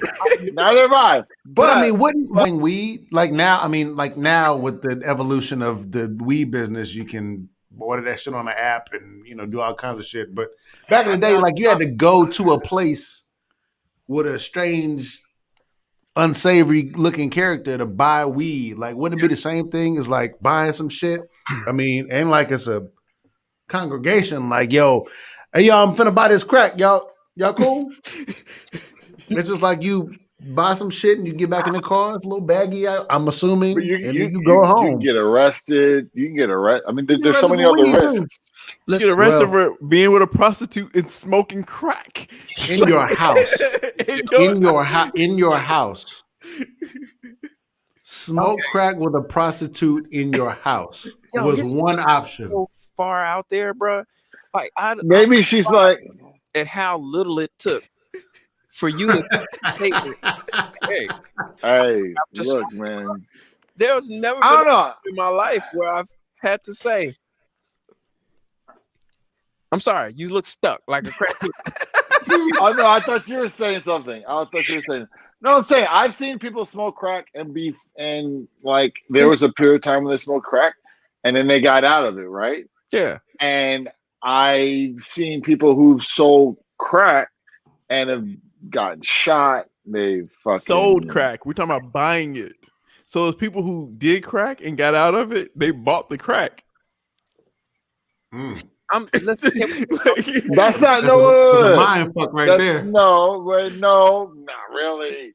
Just because you like, maybe people get crack given to them, or people are social crack doers, and every time niggas come around, we just doing crack. I mean, I bought the shit. Listen, the only way you get crack given to you, you know what you got to do to get some crack. You got to listen. Hold on. You know what you got to do to I'm get not talking about that. no.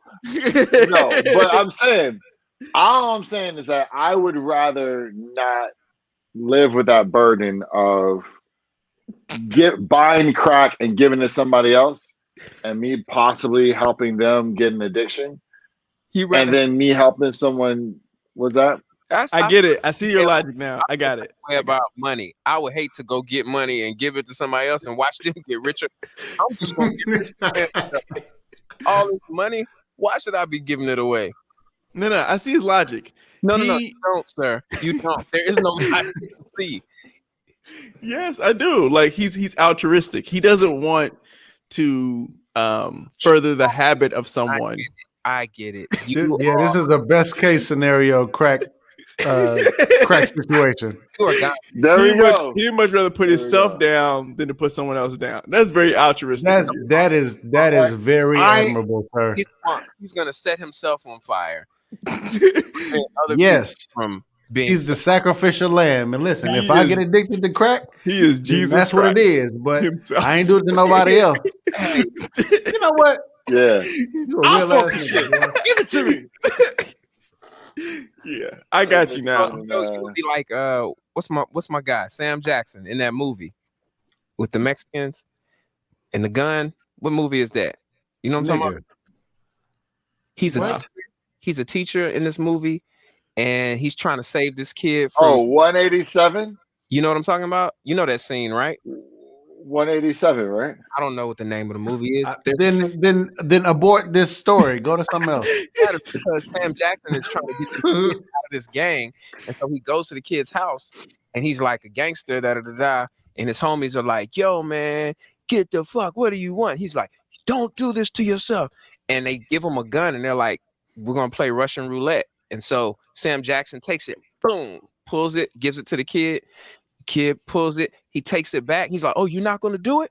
Boom, boom. He does it twice, and then he hands the gun over to the other kid, and he doesn't do it. And then he pulls the trigger, boom, blows his brains out. Who blew his brains out? Sam Jackson blew his own brains out to save the kid from being in the gang. So leave us smoke the crack. Wait, hold on. Y'all ever see the Deer Hunter? No, that where the deer smokes crack and brings it to your house. I'm very depressed at where this conversation is going. All right, let's move on. We're talking about a Sam Jackson movie that nobody else has seen but Bel-Ami. I see that shit. But I'm trying to tell him where the scene came from. It came from the movie The Deer Hunter with Robert De Niro and Christopher Walken. So it wasn't even original. That wasn't an original scene, but it's very powerful, right? Because now I understand the Deer Hunter more. I understand why he returned to Vietnam. Two movies that me and Robbie have never seen. Oh man, one of the best films of all time. It's very powerful. Not 187, but the Deer Hunter was the best films of all. 187.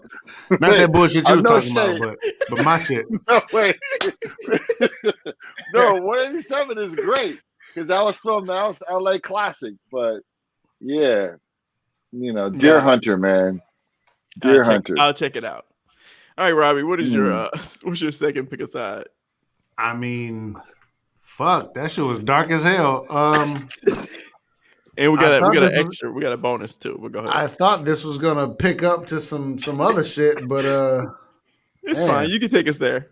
Whew, this is all right, blowing brains out. And, okay, I'm gonna go T or A. I think we've done this before, but A. Hey. Hey.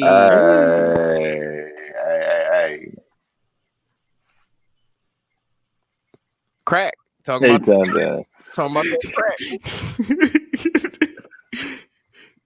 Wait, what'd she say? She said, "This is why you don't smoke it. The conversation has been cracked by crack." To a man, we all picked that crack just now. Well, okay, so everybody say A. What you say, Robbie? A. All day. All day. That's why we chose Serena. Yeah. All right, here's a bonus. Pick a side. If you knew you were going to meet your soulmate, perfect one, at age 60, if you wait, no one else, or miss her if you did not set yourself aside, what are you doing? Waiting or missing? If you knew you were going to meet your soulmate. So you're not going to be with anybody for the first 60 years of your life. But you'll meet your soulmate at 60. Yeah. If you knew we're going to meet perfect your soulmate one. at 60. Yeah. Well, I'm going to tell you right now, Bill Gates thought he met his soulmate. Too. Yeah. And Well, how long they were married for? 27 years. Now, if those two brothers can't get it right with billions of dollars, if you can't get it right with billions of dollars, I don't. Money. No. She found out he was messing. She found out he was kicking it with Jeffrey Epstein. Oh, for real? For real. Huh? Yikes. That's for real? In real life? That's what happened? Yeah. In the divorce filing, one of her differences was like, his relationship with Jeffrey Epstein. Wow. He wasn't very virtuous. He was bringing that serial pedophile to the barbecue. Damn, Bill, you could have brought the aura. Could at least had you a soundtrack to that motherfucker. All right, answer the question. 60. Are you waiting or are you missing? Reese said missing, by the way. Who? Oh.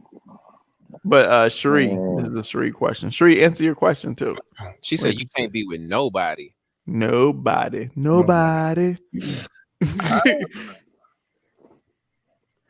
I'm a miss, man. Sure. I'm a miss. Yeah. I'll be like,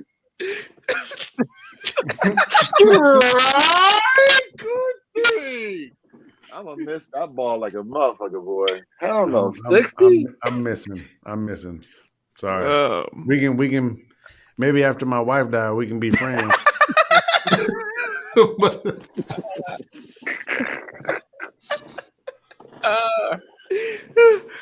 Yeah, I'm a miss too. That's interesting that we all said miss. I mean, she said, yo, there's so much life that happens pre-60, my nigga. Like, black men die at what, 70? And not only that, it's like, you're not guaranteed to work after 60. Yeah. Oh. Got what, maybe 6-7 more good years left? Yeah. Girl, where the fuck you been? Right. Good at 60. I know it was good at 30. All them other people got it though. What if she was waiting for you though? That's your fault. She waits two 60-year-old virgins. Nobody tell you to do that. 2 60-year-old virgins. That's weird, man. Then I'm gonna get it at 60 and it's gonna be trash. You're gonna be like, ouch. You wanna put it where?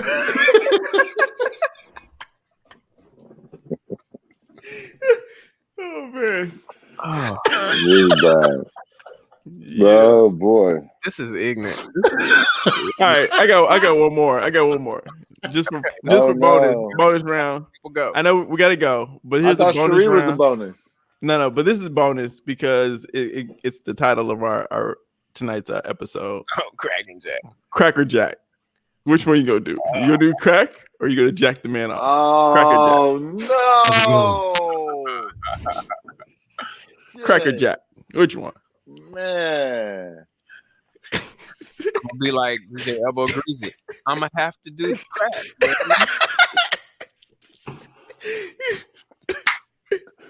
Yeah, man. I'll be doing Joey Crack. Yeah, man. Robbie. Oh, Back on man, crack. listen, I'm gonna jack that dude off.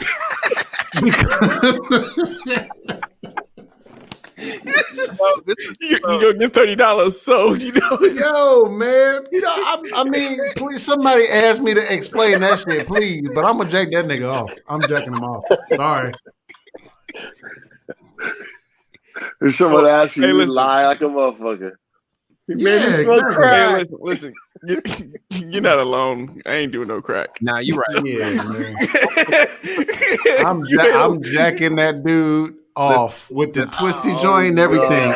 Oh no! I'm gonna get some good Vaseline, some good what you want, jerky? What you like, bruh? Listen, bro, crack is a motherfucker, dude. Like, fuck up your life and everybody in your family life. Just cause Wait, Bel-Ami, you change your mind? Yeah, man. Yeah, he's switching it up. Oh no, man! Nah, man. Yeah, man. That is it for me. I'm gonna crack, bro. Have you seen crack? Crack is so good. Then why'd you say you would smoke it before? Because I was tripping. I clearly must have contact. My screen is right next to Elbow Greasy's screen. I got contact when I bought it and gave it to him. He told me to bring it to his house. And I had to get up out of there, but clearly I got high first. Amen. Oh man. Yeah. Amen. Crack is so cracky, bro. And you crack is good, man, because if it wasn't good, Wait, hold on. Yeah. Y'all talk all that shit about how much y'all love DMX, and DMX has been smoking crack Exactly. from God knows when, and you're like, he's running so much great stuff. Come on, man. Yeah, but that shit that when what's my man's name? When old boy tricked him into smoking crack, man, it was donezo after that. Right. He's been hooked ever since. And yeah, he's been hooked ever since. And True. I mean that ruined his life. I mean, if it was if you'd have said weed or jacked the nigga off, I'd have been, oh, well, you know, weed. I ain't never heard no crazy ass weed stories. So. Stay on the line. Yes. Hold on, what'd you say? Did I hear you correct? You said that guy gave him crack when he was young, and it gave us all the great music that we enjoy. Is that what you said? That's not what I said. Because that's what I thought you said. That's what I heard. I didn't say that directly. All I'm saying is we talked about how much amazing music DMX has brought. I led the jack off campaign. Shake weight. Hey, keep your mouth closed though. Keep your mouth closed. Oh, we got Reese in the back. Yeah, let's see. You ready? Thumbs up. All right. You got it. Oh, I thought Question. you were talking to me for thumbs up. No, I'm not talking to you. Questions to you is Cracker Jack. Cracker Jack. Jack. That's easy for her. Jack. Yeah, but that's not weird though. Like It's not Cracker eat. okay. How Or about this? rub. Cracker I'll do it with eat. Cracker ginger. eat. Yeah, Cracker eat. Well, that's not the same. oh, Rub that's out is not the the same. same at all. Oh shit! It's not the same. Wow! Wait, what? Wow! Wow! Whoa. Cracker eat. What is happening? It isn't the Like, same. what is You're this? right. You're right. Cracker finger. All That would be the- Oh. Yeah, I would still go with finger. I'm not smoking crack. I'm sorry. It's not happening. Crack is whack, man. Nah, man. Crack is whack. Listen, this has been a wildly entertaining episode. Reese, is there anything you wanted to share or comment on? I had one. I was just gonna throw one out. Oh yeah. To kind of, I guess reset maybe. So, space or oceans? Oh, I'm gonna go. I got oh no, it's on you, Robbie. If we're going technical Ocean order. all day. Space. Ocean. Ocean. Space. That's a good Why one. space? Why space? Mm-hmm. Both are different levels of unexplored, but I believe that's more closer to the limitations of our vessel. Is more tapped into space to me. Stardust, all of that is out there. So it's the closest to what I would say is limitless, past my limitations. That's dope. So that's my space. Interesting. You've been talking this limitless tonight. That's what you started off man. tonight. That's what the crack talk gets you. Crackety crack. PCP, all that shit. But really, I really do believe that unlocks some blocks, some things that block us. And as much as I would love to tap into those spaces, that's got to be extremely, or at least for me, it's very scary. Yeah. To lock those portals, and then you can't control it. Like you're not able to turn off that thing that keeps you come back. You know what I'm saying? Can I throw something at that? Yeah, I do hear that fear, but I would love to just throw one thing at that. When it's like that kind of conversation, like what you just said, I agree. And then for me, what I like to throw at that is the fact that I believe that side of me that taps into limitless is connected to the ancestors, the source, wherever you connect with source energy. And so I can lean in knowing that that's not me when that fear comes in, because it knows already limitless. I don't. I'm vessel. I'm temporary on the timeline of that eternity side. So it helps me personally because I like to live in that space of the limitless. And so yeah, it does come out of my vocab more. And that's kind of, because it's not to say I don't hear you and have that same like this. Okay, well, I need some whys and some hows, but yeah, I like to throw that to trust in whatever connection to source is. For me, it's Stardust, but for others, it could be other things. So, and ancestries and all of that stuff. Shree also said ocean. Yeah, she said oceans. Wow. Oceans are life, just by the way. Oceans. You know what? Life. Oh, what? Oceans are like life source. That's life energy. You finna change your answer now? No. I'm just throwing another thing about. No, I was talking to DJ Star. No, I'm not changing my answer. I was like, since Reese's here and she's a deep thinker. You want to close us out for tonight? You got a positive message? Sure. Yeah, I know. I'll put you on the spot. That's fine. That's where we live in. I invite everyone to unlock one thing that was never invited to you that you feel like will be growth. So whether it was I wanted somebody to just tell me to go out for this sport, or I wanted just to invite you to invite that one thing out of someone else that you wanted. So that would be my positive message. By inviting, we also bring intention. So it's really cool. I'll throw that as positivity to it. Invitation equals intention. And when we put intention to our movements, that's where manifestation comes. That's what I would like to share. I invite to you this week. At least this week, invite one person to do something that you wanted as an invite when you were at a stuck point. Is that what? Dope. Appreciate it. I like that. Speaking of it being intentional and inviting, we want to invite everyone who is currently listening. If you have not subscribed, please do so. And if you have subscribed, bring 2 or 3 people with you next time, because we're trying to grow this thing. I mean, look, people keep telling us that this is a great podcast. Well, let's make it great. Let's show the people what this thing is all about. So that only comes with numbers, fortunately or unfortunately. So yeah, let's be intentional about that. Cool. Anything else, guys and gals? I'm all cracked out, man. I'm good. I bet you are. I would crack your ass and smoke tonight. Shit. Well, you know what they say, man. Marijuana is the gateway drug. So Hey, listen, I've done a lot of marijuana. I've never done the crack. Okay. Yeah. Bel-Ami's on mute. I'm learning, Cherie.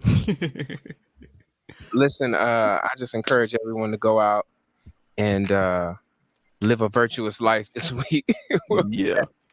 Right here next Tuesday, 9 p.m. Eastern, Free Agents Podcast. Yeah. Peace, y'all. Peace, y'all.